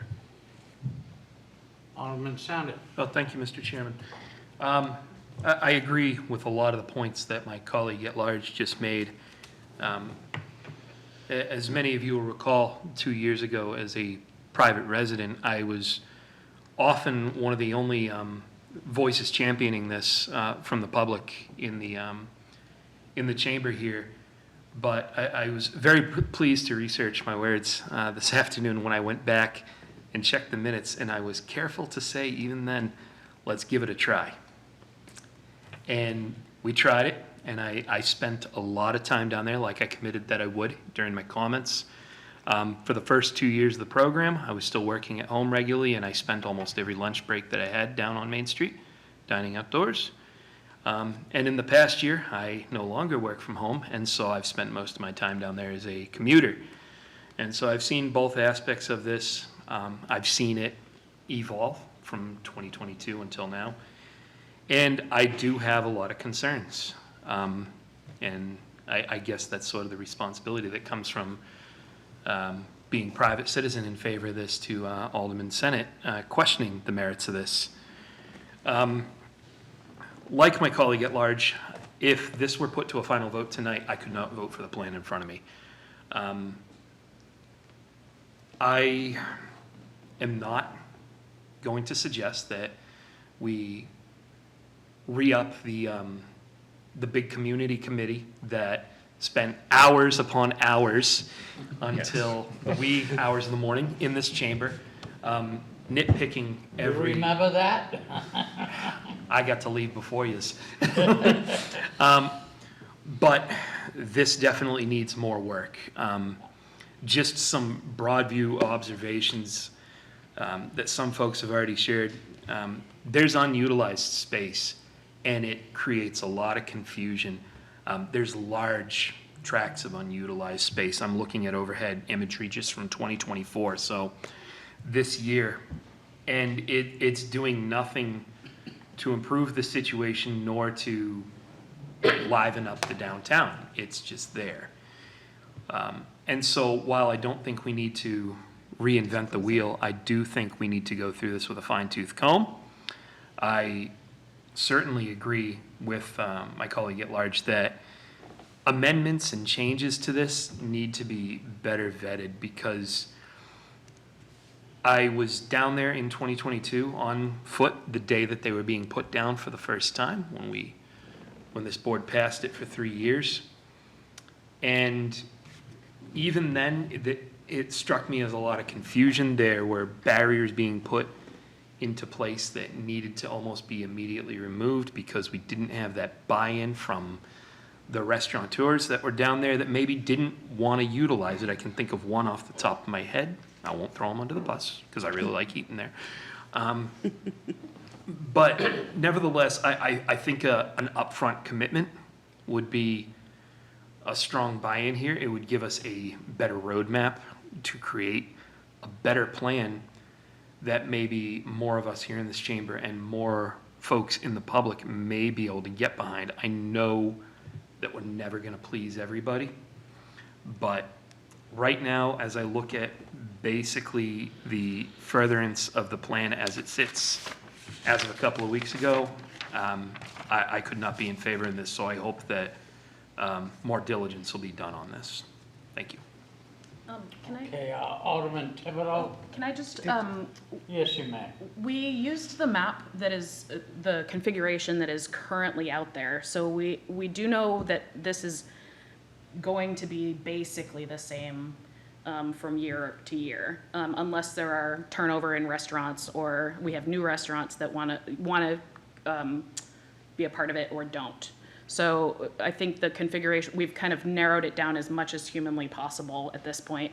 Some of the barriers that you see that are kind of in odd places are to help narrow the traffic before the barrier so that we don't have people speeding past and suddenly having to stop short of the barrier. So I think some of the kind of underutilized spaces that we're looking at might not be as underutilized. They might be there for a reason versus being actually underutilized space. So we can always look at those, but the map that is in front of you is very likely what will be used next year. Mr. Chair, could I have one follow-up?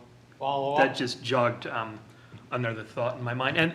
And this isn't a question that I need answered tonight, but I sense that this is going to be going forward for a little bit. So I guess more of an ask as we approach our next discussion.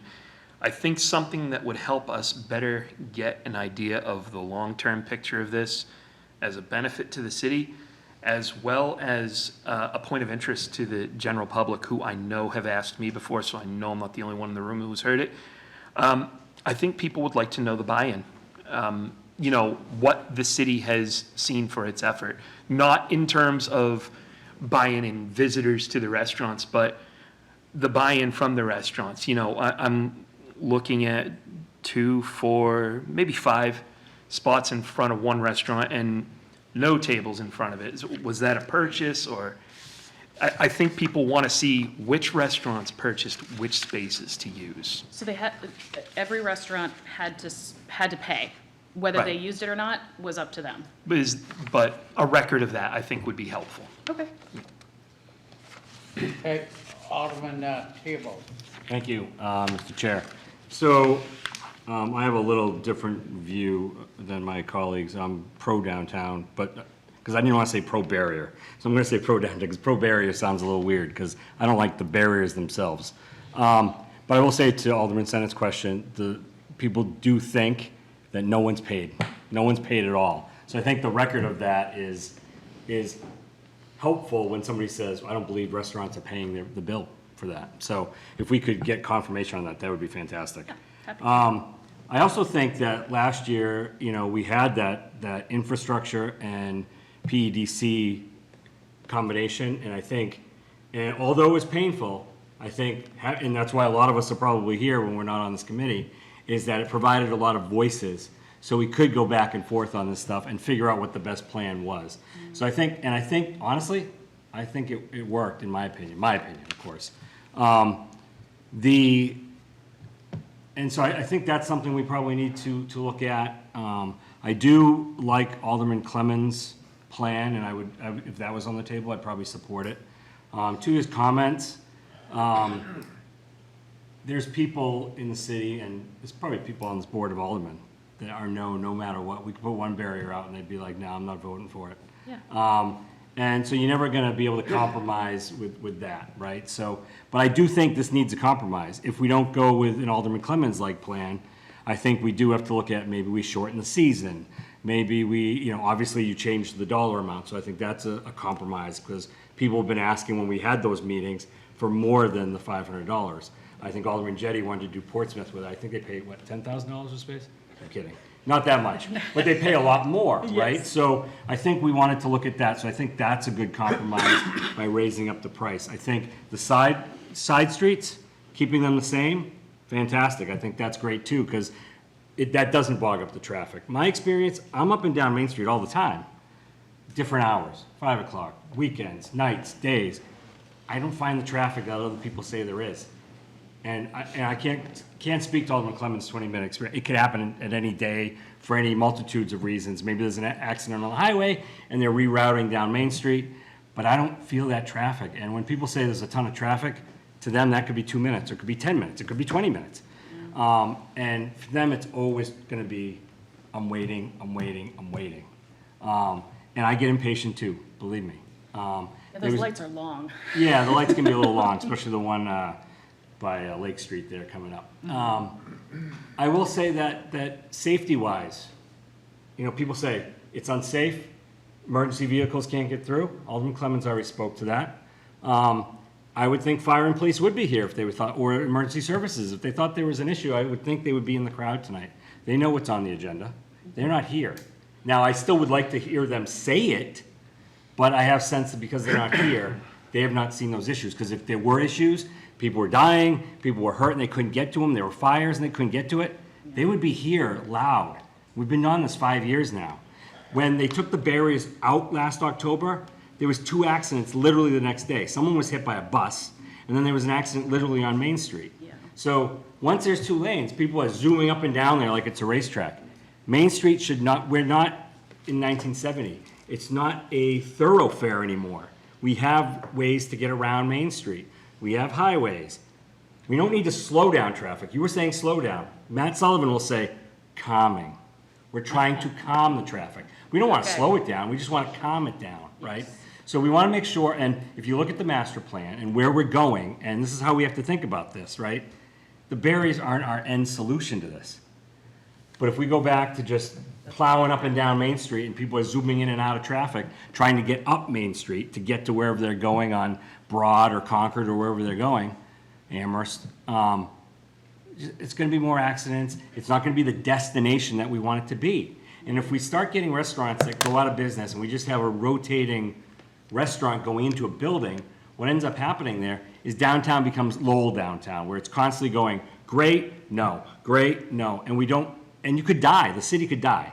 And we don't want that. We want Main Street to be economically viable to enrich the rest of the city. It's not that we're paying attention to, one dining space or two dining. We're trying to make it so the rest of the city can survive. And no, I don't get any free meals from anybody, not from Mr. Boyce.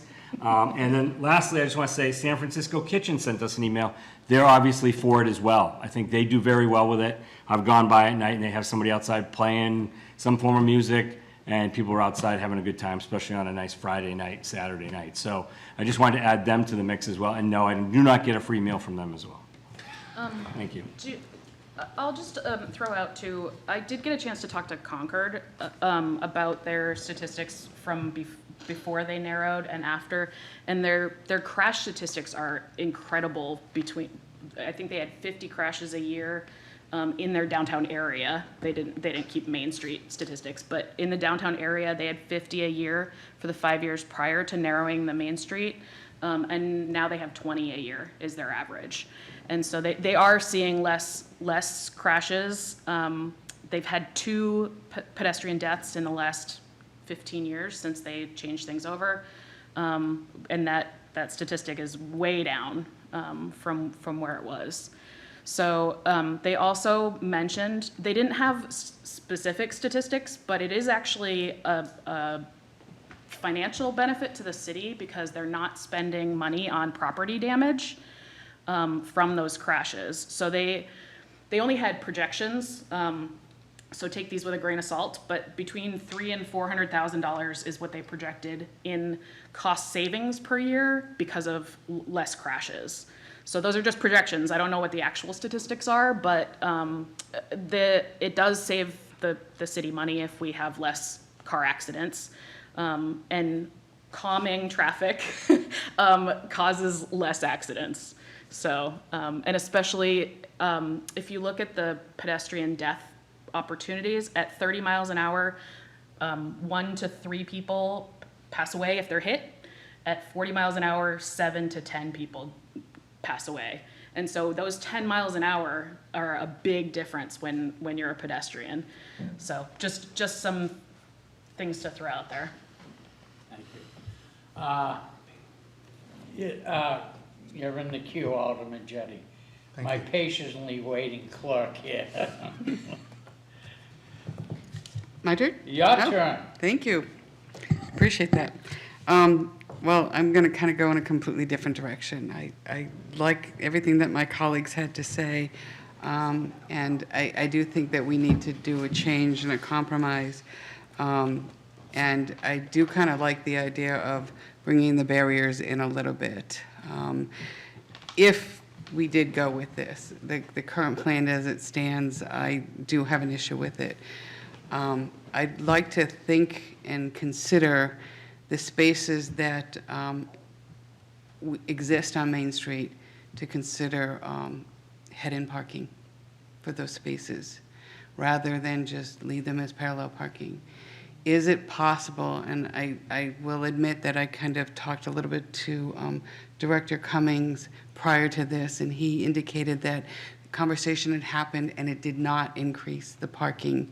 But I would like to hear more about that. I mean, can we tighten up the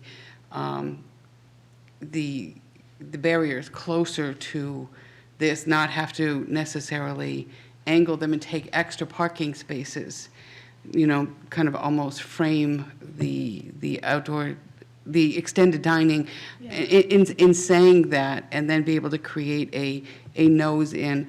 I don't like bringing things back to 2 lanes, because ultimately I like the goal of what Concord did. I like the 1 lane. And to the traffic issue, I disagree with my colleague from Ward 8. I come from Library Hill, and while I only have to go to Main Street when I'm coming here, the traffic is awful. it is, even though it's one lane.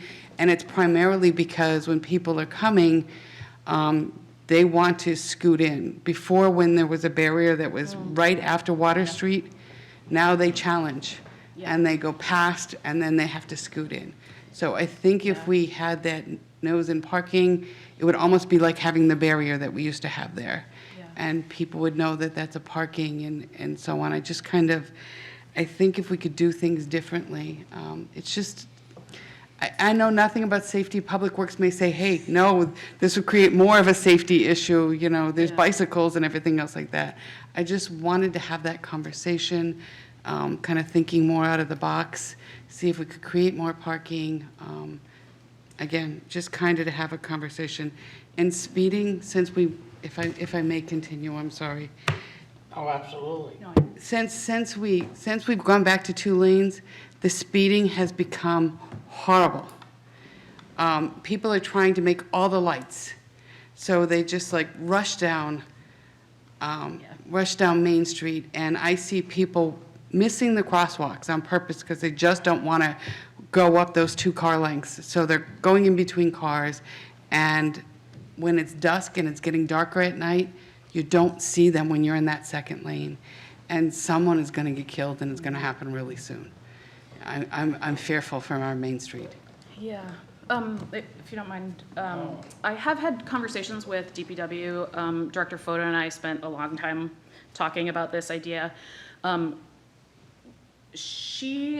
Her objection to angled-in parking during the time that the barriers are out is just that we don't want to have to move from parallel parking to angled parking and back. And so between the work that it takes to line them, to mark the lines.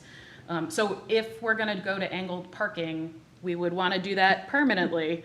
And then we could then take the angled parking for extended outdoor dining, which would then put Main Street as a 1 lane in each direction, which is, if you look at the Imagine Nashua master plan, that is the goal, assuming that's still the goal.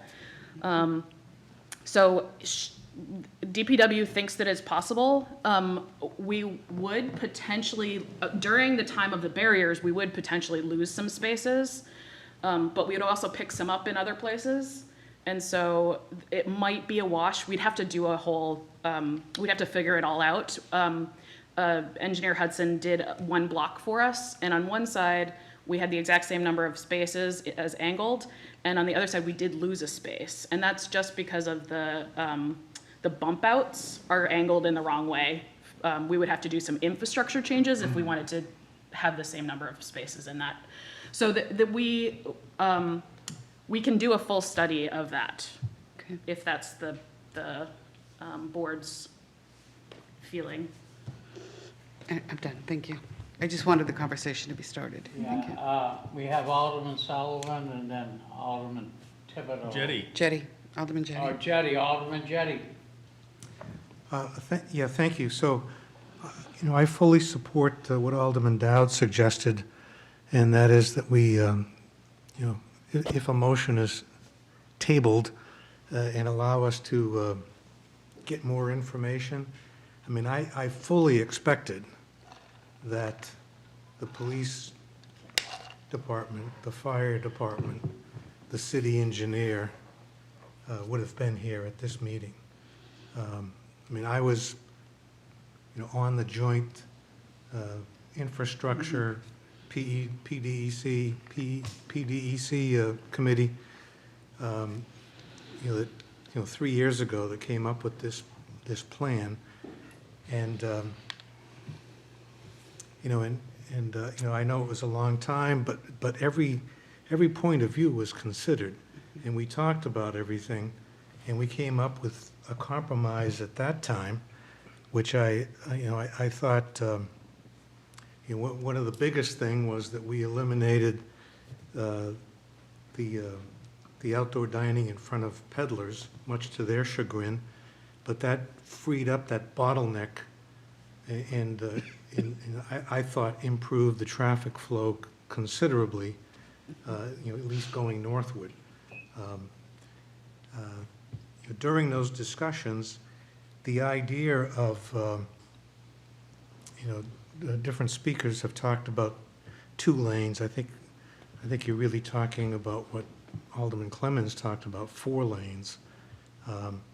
And, that was discussed at that time. And so the city engineer should be consulted to see whether or not Alderman Clemmons' idea is workable. At the time, he was against it because, remember, Main Street has 7 lanes. Right now, there's a parking lane on the east side, parking lane on the west side. There are 2 northbound lanes, 2 southbound lanes, and there's a turning lane in the middle. So a total of 7. And when we talked at that time about, continuing to allow, 2 northbound lanes, 2 southbound lanes, he talked about the necessity of that middle turning lane. So you're talking about 5 lanes. And to put, he said at the time, to put the barrier, right at the edge of what is now the parking lane, to avoid it going into the current travel lane, he said in order to have that travel lane, it would be right up against the barrier, which he said would be dangerous. Now, whether or not it could be adjusted in some way to accommodate Alderman Clemmons' idea, I think the city engineer ought to be here to advise us on that. And I think it's,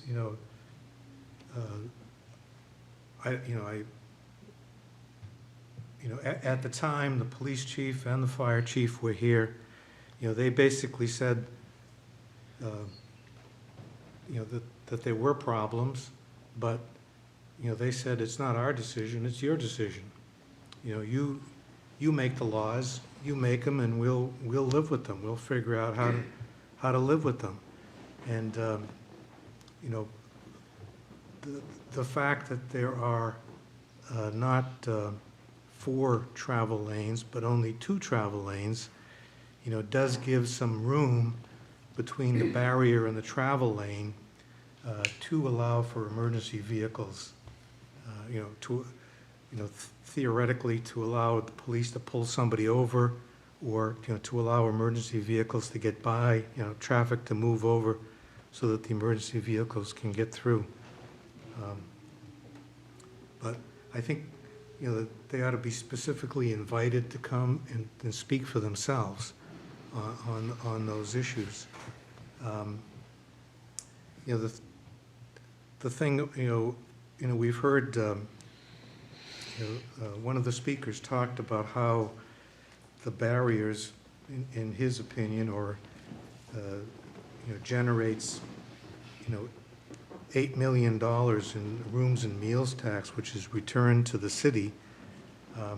I'd like to see some backup for that kind of information, because the rooms and meals tax, is not segregated to Nashua. I mean, all of the rooms and meals tax that are generated from Nashua, not only from Main Street, but Daniel Webster Highway, from Amherst Street, there are a lot of restaurants.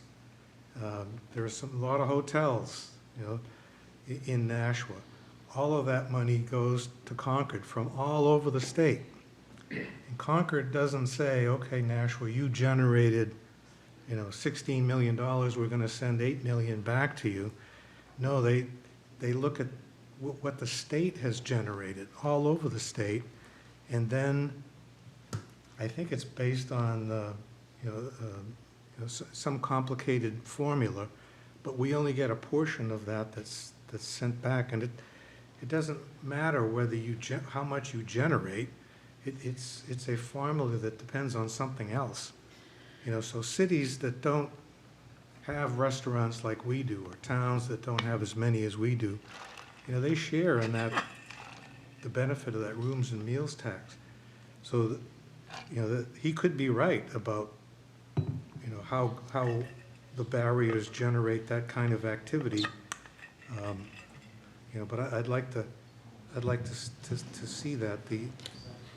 The other thing, I don't know how you could, provide further backup for what you said about, the Pacer AI numbers and how that translates into money. Because I know one, restaurant owner who told me, we really like the barriers, it really helps us. And I said, how is business? How's everything going? And she said, oh, it's been a terrible summer. Nashua's downtown was dead. And I don't know if that was because of the weather. I don't know that have anything, I don't know whether the barriers helped or hurt that situation. But, those are, questions. I don't know if we can answer those questions, but it would be good, to get that kind of information. So when we make this decision, we're basing it on factual information, not theoretical ideas. The last time we did this, 3 years ago, the claim was made by somebody that this is going to be we had to do it for 3 years so that the restaurants would, they have to buy their chairs and tables and stuff. We have to make it worth their while. So we're going to do it on a 3-year period. It was also said by that time, hopefully we can figure out whether this is going to be whether we're going to permanently reconfigure Main Street in accordance with the master plan that you referred to. Okay? I mean, I always get a kick out of when somebody puts that master plan up there. I look at that very pretty picture, there's not a barrier in sight. Because it's anticipating a reconfiguration of Main Street, a widening of the sidewalks, not these temporary barriers. I agree with the calming of the traffic. I think it's a good idea. But I think we ought to, and I don't think we're anywhere closer to spending the money that it's going to require to reconstruct Main Street. But as much information as you could provide for the next meeting, I think it would be very helpful. Yeah, and I know that there are quite a few factors that go into the vibrancy of downtown in the summer. And I think from the Placer data, we saw a 3.5% increase from year over year. And I think that was probably weather-based because last year was awful. But I think there are lots of factors that go into things like that. But we did see, I did try to, in that first slide, if you want to go back, I did try to put a number on just the seats that were out in those barriers area, rather than whole restaurant numbers. So that was my attempt at making that a solid number. So that 5 million is as close as I can get at this point. But I can try to get more information from our kind of state travel agency or travel, is it BEA's travel or tourism agency. So I can definitely try to get more information. Thank you. Yeah, hold up. Who did I call between Sullivan and Thibodeau? Sullivan. Go me bucko. I think that a lot of great points made tonight, and I think that where I am and where I sit right now, and I think that compromises are interesting. I also hear that there's seems to be a lot of steps that need to happen. And what I'm thinking right now is, I think that we just let this go away for a year, and we go back and we look at, I know we talk about traffic calming. The other term I hear a lot of is the road diet for that area of town. I think Main Street is still a main artery in the city. It is hard to go around because if you want to use the highway, you got to come all the way in to use Main Street, and then, anyway, I know we have the riverfront project going on. I just think it's a good idea just to let this go for a year. We can get data from Placer AI, we can do a year-over-year comparison, we can find out how it really works. I mean, as I look at this data, and I know it was mentioned that maybe we lower the cost per barrier, I'm thinking, well, if they generated 5.1 million in sales, I might look to increase that, because that is a considerable amount of money if those numbers are where we think they should be. I just think, you know, when somebody brought up Peddler's Daughter, I mean, the barriers were brought away from Peddler's Daughter. I'm sure, much to his chagrin, I think his business is doing fine. And I know there's the Hidden Pig that opened up across the street. The business is doing great, and they don't have any outdoor dining tables. I think to hit the pause button for a year, let this just take its course, I think is really, I feel like we're putting the cart before the horse. There's a lot of great ideas, and if we just push to try to get it done in time for next May, I don't think it's going to be the perfect plan. And then we're locked in for another 3 years, so. The Placer data goes back to 2017, so I can always pull that data from pre-COVID years maybe and see what that looks like. It will just be in that area though where we didn't have barriers, so I would have to do it for all of downtown, maybe the restaurants in general, but I can try to find an equivalency for that. Alderman Thibodeau. I have two statements and then a question. In my opinion, the Placer AI uses a 10-minute standing marker. I don't think that's an adequate metric at all. I've never stayed only 10 minutes at a restaurant ever, so I don't think that's an adequate marker. I did reach out to Chief Buxton this morning to ask him if there was any, I'll tell you exactly what my email said. Sorry. I'm curious of your opinion if barriers have impeded the safety equipment response times during the summer months because of the barriers.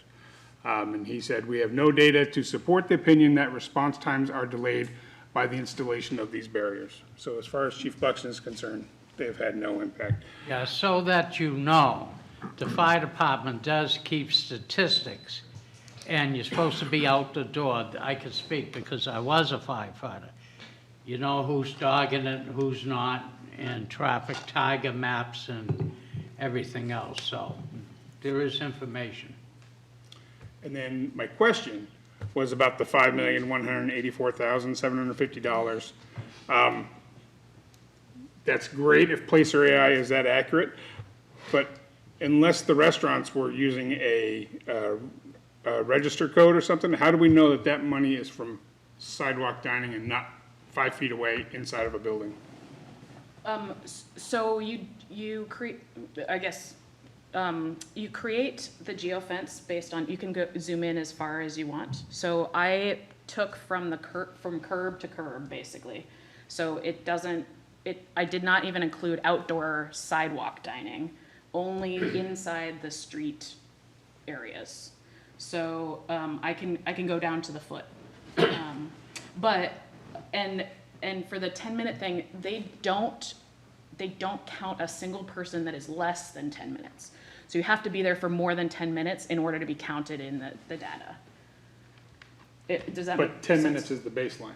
Yes, so you won't be in the statistics until you're there for 10 minutes. Understood. Yeah. But in my opinion, I believe it should probably be more like bare minimum, at least 35 to 40 minutes, but to be considered a patron of an establishment versus having a conversation with your friend right next to the barrier wall, or, you know. And I think that's why we say approximately 155, because there's no way to actually tell.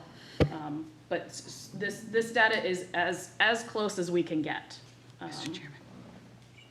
And then, if I may, one last. Follow up. I agree with Alderman Sullivan. I think having, and I know there's older data, but more accurate current data from the last few years since the dining outside has been to something where the parking is not inhibited. I think that would be interesting to see. Alderman Gaveva. Thank you, Mr. Chairman. I guess my question really comes when we're looking at the approximate visitors and then the unique visitors, because that is just for that outdoor dining area. And I guess my question and where I see a lot of concern is, well, just because they're in the outdoor dining area doesn't mean they wouldn't have come to downtown to eat. They could have eaten on the sidewalk or just eaten inside.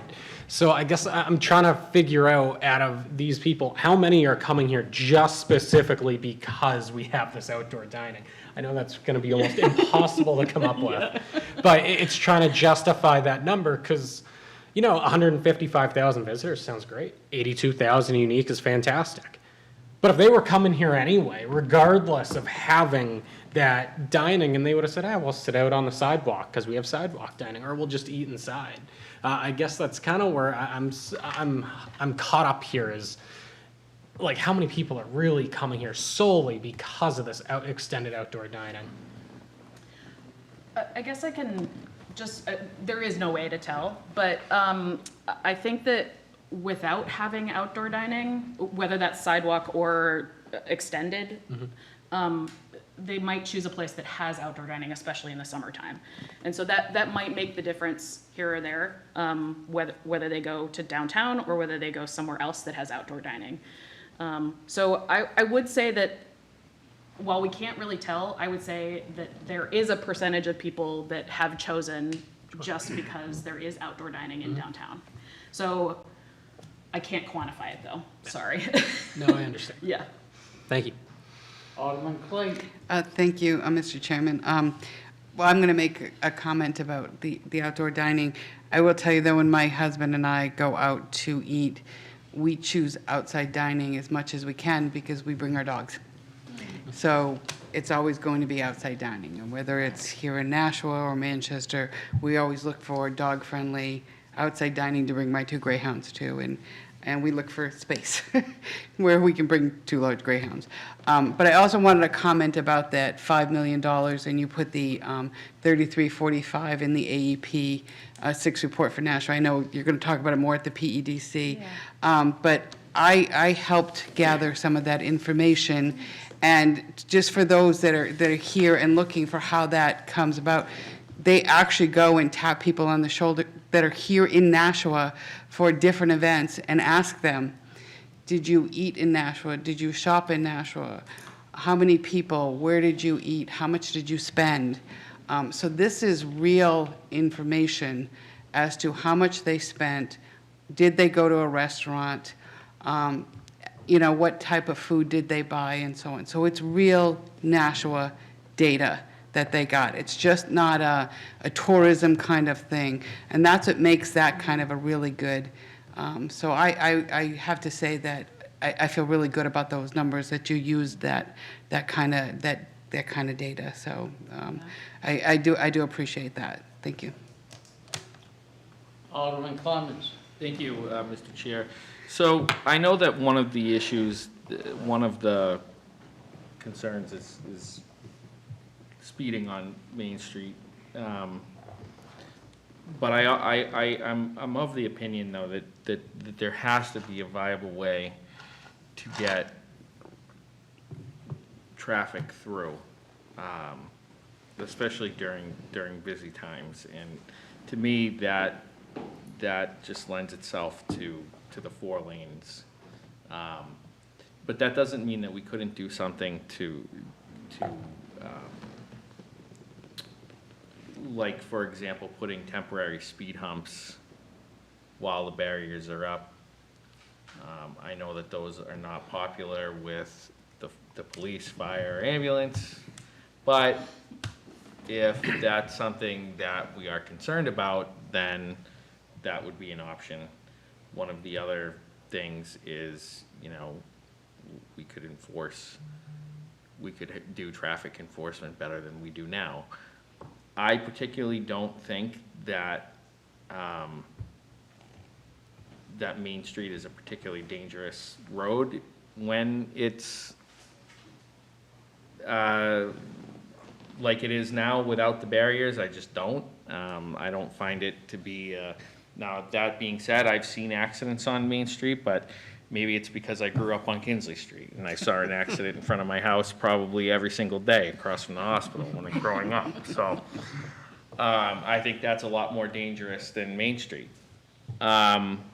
So, you know, I just believe that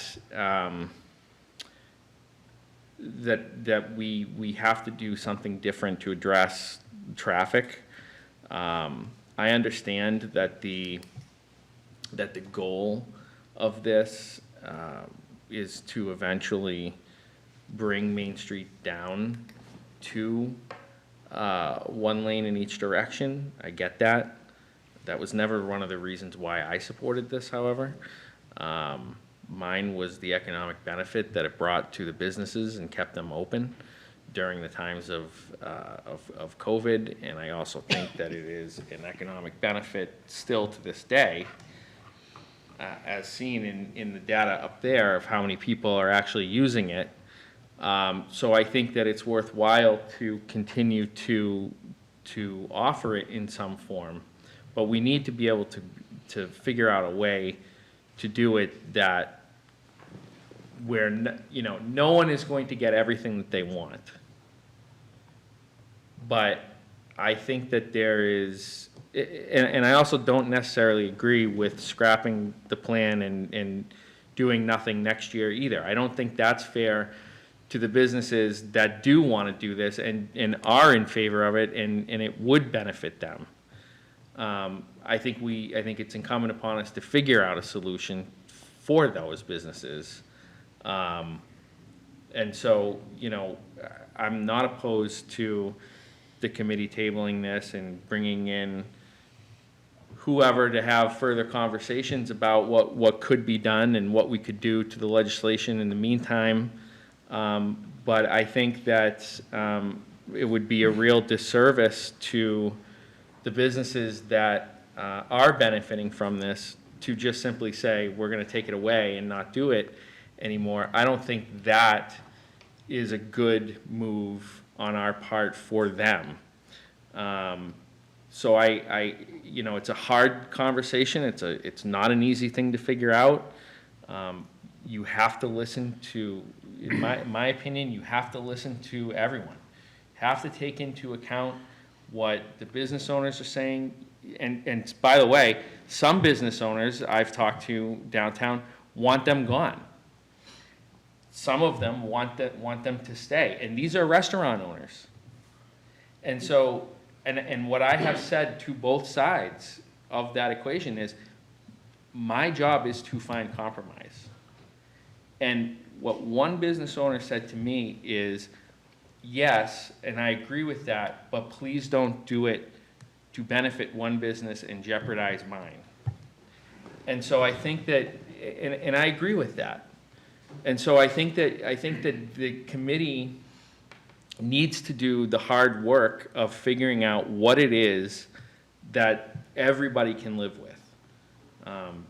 So I hope that there's going to be more serious discussions instead of kicking this down the road, but I'll be open to coming to every one of those meetings and helping figure that out. Alderman Dow. Yeah, I didn't mean to stifle anybody's communication when I made that motion. It seems like I poked a hole in the getting comments, so that's a good thing. I do agree with Alderman Clements on the compromise issue, and we don't have enough inputs to make the compromises at this point. And I have had a discussion at length with DPW. They have a number of things that they would like to talk about. One is, if you have the outdoor dining the way it is right now, angle parking won't work. They're looking at new barriers that have the same crash resistance as the Jersey barriers we're using now, but are much, much narrower, and they have planters on top. Those cost money, which DPW doesn't have.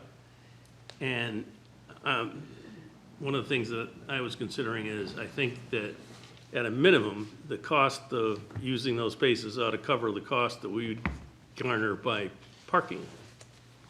So whatever that is probably a good number. I don't know what it is, and that's one of the things we need to look at. The other thing is that the city engineer said that right now, Main Street's speed limit's 30 miles an hour. He believes that doing outdoor dining as the president, it should be no more than 20, which is something to discuss. And speed bumps, that's a definite out. They have no interest in putting speed bumps on Main Street after just paving it, because plowing would become a nightmare. So with all that being said and all the inputs that we have from everybody else, I will renew my motion to table until the May I December. speak just briefly? You had your hand up. Huh? I haven't had my opportunity. It's a non-debatable motion. But let me just try to wrap it up, then I'll recognize Alderman Dowd. I thank everybody, and Ms. Hannon, I think we gave you more than enough on your plate to work with some of the concerns. For the public's knowledge, I'm agnostic when it comes to the barriers and no barriers. The sun's gonna come up tomorrow in Michael O'Brien's world.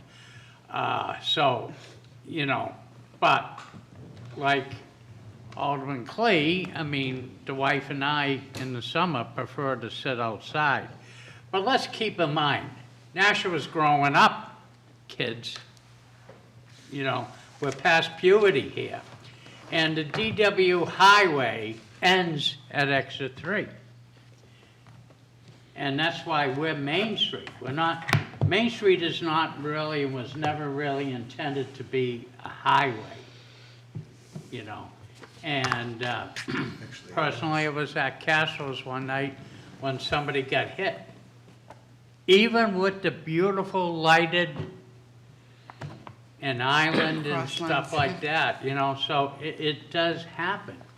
Now, I look at major cities. I'm not saying to copy other major cities, but if you look at other major cities, such as Concord and Manchester, 2 lanes on their main streets.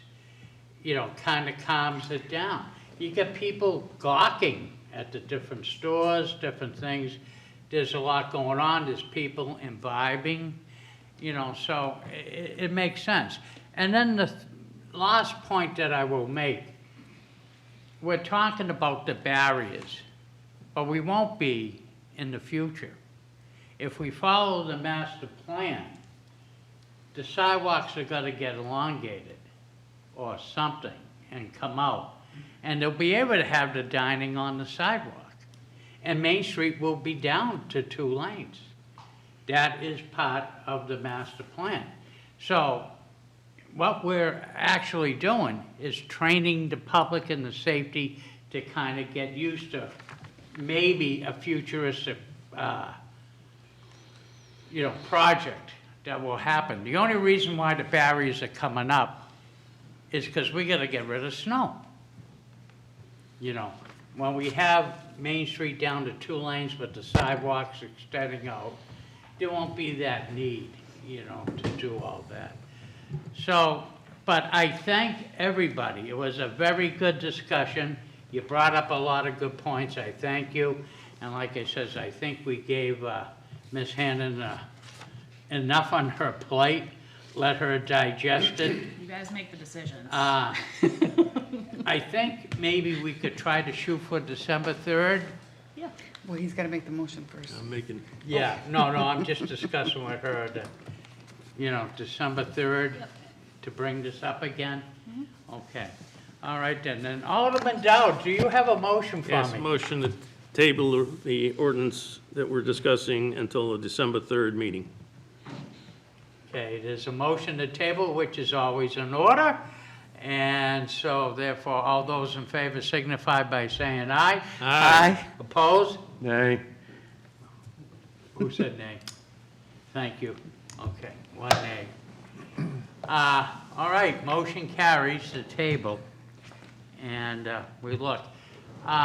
Ms. Hannon and Director Cummings, your slide presentation, can we make sure that they get to the administrative office so we can put them as part of the public record? And now, I'll go right to public comment, because I think remarks by aldermen is the same thing as general discussion. Yes, sir. Not supposed to recognize you. Public comment? Yeah, see, that was part of the sign-up. They probably didn't know that. Yeah, you didn't, okay, I'll allow you. Mr. Guthrow?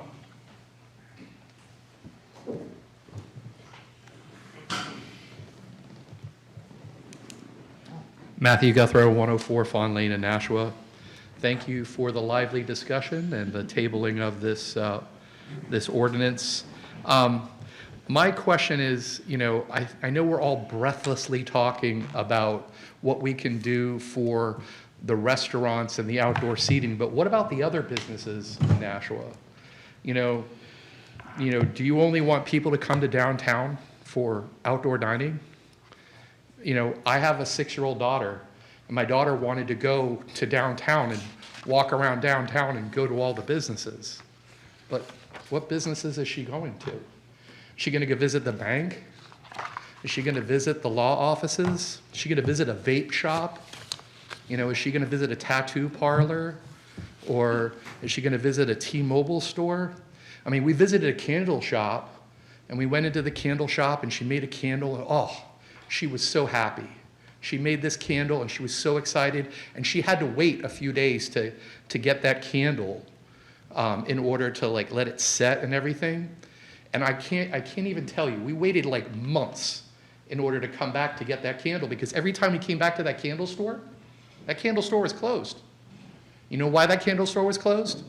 Because the owner says she doesn't get any business in there, so she just comes in sporadically. That's what your downtown is like, because you guys don't have anybody in there. You're so concerned about the people that are coming in for dining that you forget about the rest of the places. You guys don't have any flower shops, bookstores. You don't have any tea shops. You don't have any cafes that are open past 3 p.m. during the day. So yogurt shops, what's going on with downtown? I hear a lot about this master plan that you guys are talking about. The master plan was crafted on Zoom during COVID-19 with extremely low participation levels. Fewer than 1% of your constituents participated in the master plan. That's less than 1% on Zoom. That sample size is alarming. Many of you in this body found that Zoom was so ineffective in terms of a method of communication for the public that you removed it and allowed no public participation in these meetings or your alderman meetings. So that's what we're hanging our hats on in terms of our future for this city, that was so sparsely attended 30 seconds. that you're going to recognize that data as our future for the city? I don't think so. I think you guys need to look at, see what your master plan really could be if you had more participation from the people in the city. Thank you. You're welcome. Sir, Mr. Hand Chicken Scratch. Sorry about that, but that's... No, I will allow it. Usually, so in the future, there's points of items on the agenda as the first public comment. At the end is general discussion, so please, sir, we want to hear from you. Okay, again, I'm on record as saying I'm for Name, Craig Hermley, 12 Brittany Way, Nashua. I'm on record as saying that I'm for outdoor dining, but there was outdoor dining pre-COVID, and I don't think anybody was complaining about that. I don't know what the expense structure is. I just heard $500 per barrier, but I'm not really sure how that equates to specific vendors that are out there that maybe are getting more than their fair share. I don't know. But beyond that, my real concern is as a motorist. There was a discussion online earlier today about having everybody go to Daniel Webster if you want to go north or south for a mile. That's preposterous. There's no way in heck that any resident in this town should be routed around town because there's a couple of restaurants or whatever downtown that want expanded dining. I don't think it's right. But the real safety issue to me, and I think that can be backed up by looking at the barriers that were taken down, is I don't know how many accidents were reported this year, but those barriers were covered with rubber. I know that for a fact, and there was at least one major accident early this year, if I recall properly, that actually made the paper. So it's not without its own set of problems. The real problem, to me, you can talk about slowing down or whatever, okay, you want to funnel traffic. It's not with barriers that are painted dark colors and that are not lit up at night. Coming from north, or from Amherst Street, going south on Main Street, the first couple of barriers are a crapshoot, pardon my French, but they are. They were virtually invisible. They weren't illuminated or with any reflected barriers. And it wasn't until recently the cones were put up around the most northward barriers. 1 minute. So if barriers are to be put back up, there has to be more rhyme and reason to it. And slowing down with haphazard placement with pointed objects is not the way to do it. And thank you for your time. Thank you. I didn't know the protocol either, I'm sorry, it was the first meeting. You came in late, I will allow it. Thank you very much, appreciate you very much.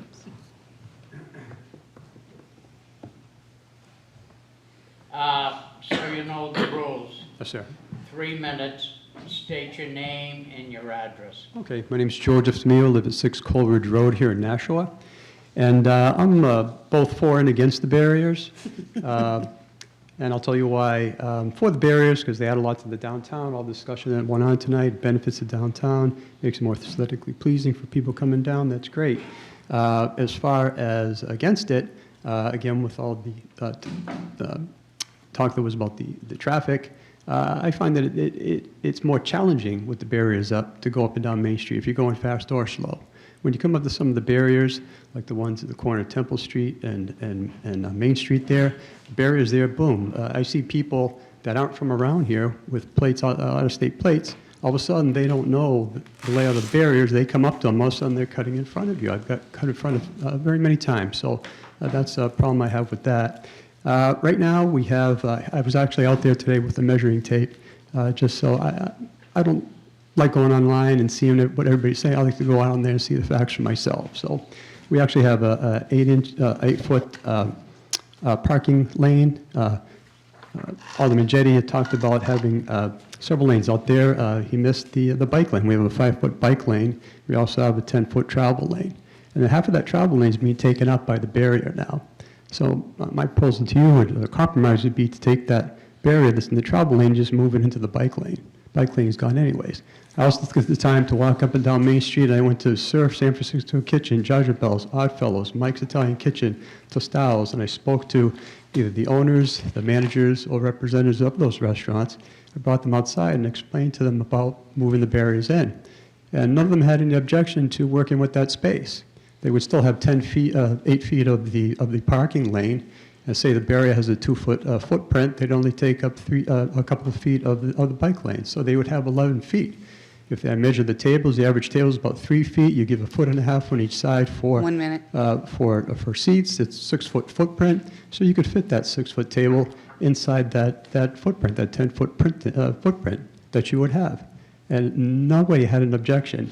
Most of them have anywhere from 7 to 9 or 10 tables. They could just line them up in a row. Barrier would be there. You'd have your 2 lanes of traffic. That's a great compromise, I believe. So I hope you will consider that in your future meetings. And if you want any citizens being on the committee or during those meetings, I would be more than happy to volunteer my time. And as far as a few of them had said, I'm sorry? 30 seconds. Yep. About 20 and a few of them had seconds. said that I asked them about how it was used, how many people used it this summer. During the heat, they said they weren't getting a lot of people using them, obviously, because it's 100 degrees outside, and you can't sit outside and really enjoy your food. So I think, and the cost of it. So in 3 years, it's $255,000, and for the lowest case scenario, and the worst case scenario is $309,000 going to cost. Time? Yep. So that's about all I got. Thank you for listening to me and giving me the time. Appreciate it. Thank you, and I think that brings us to the conclusion. Alderman Dow, do you have another motion? Did you want comment from? Skipping Oh, remarks yeah, by I'm sorry. I forgot Alderman's comments. I was okay with skipping that. Yeah. Well, I think we do have a taker. I know this is thank you, Mr. Chairman. I know this is a polarizing issue in the city. I see it every day, trust me. And I just wanted to thank the people that came out tonight, because as polarizing as it is, I actually thought we would have a full house tonight. So I thank all of you guys for coming out and speaking on it, whether you're for or against it. So thank you very much. Thank you, Alderman Thibodeau. Thibodeau. We'll recognize Alderman Dow. Motion to adjourn. Motion to adjourn. All those in favor signify by saying aye. Aye. Please. Opposed? Beautiful. Thank you, and again, keep in mind the changes, December 3rd. That's a Tuesday. That's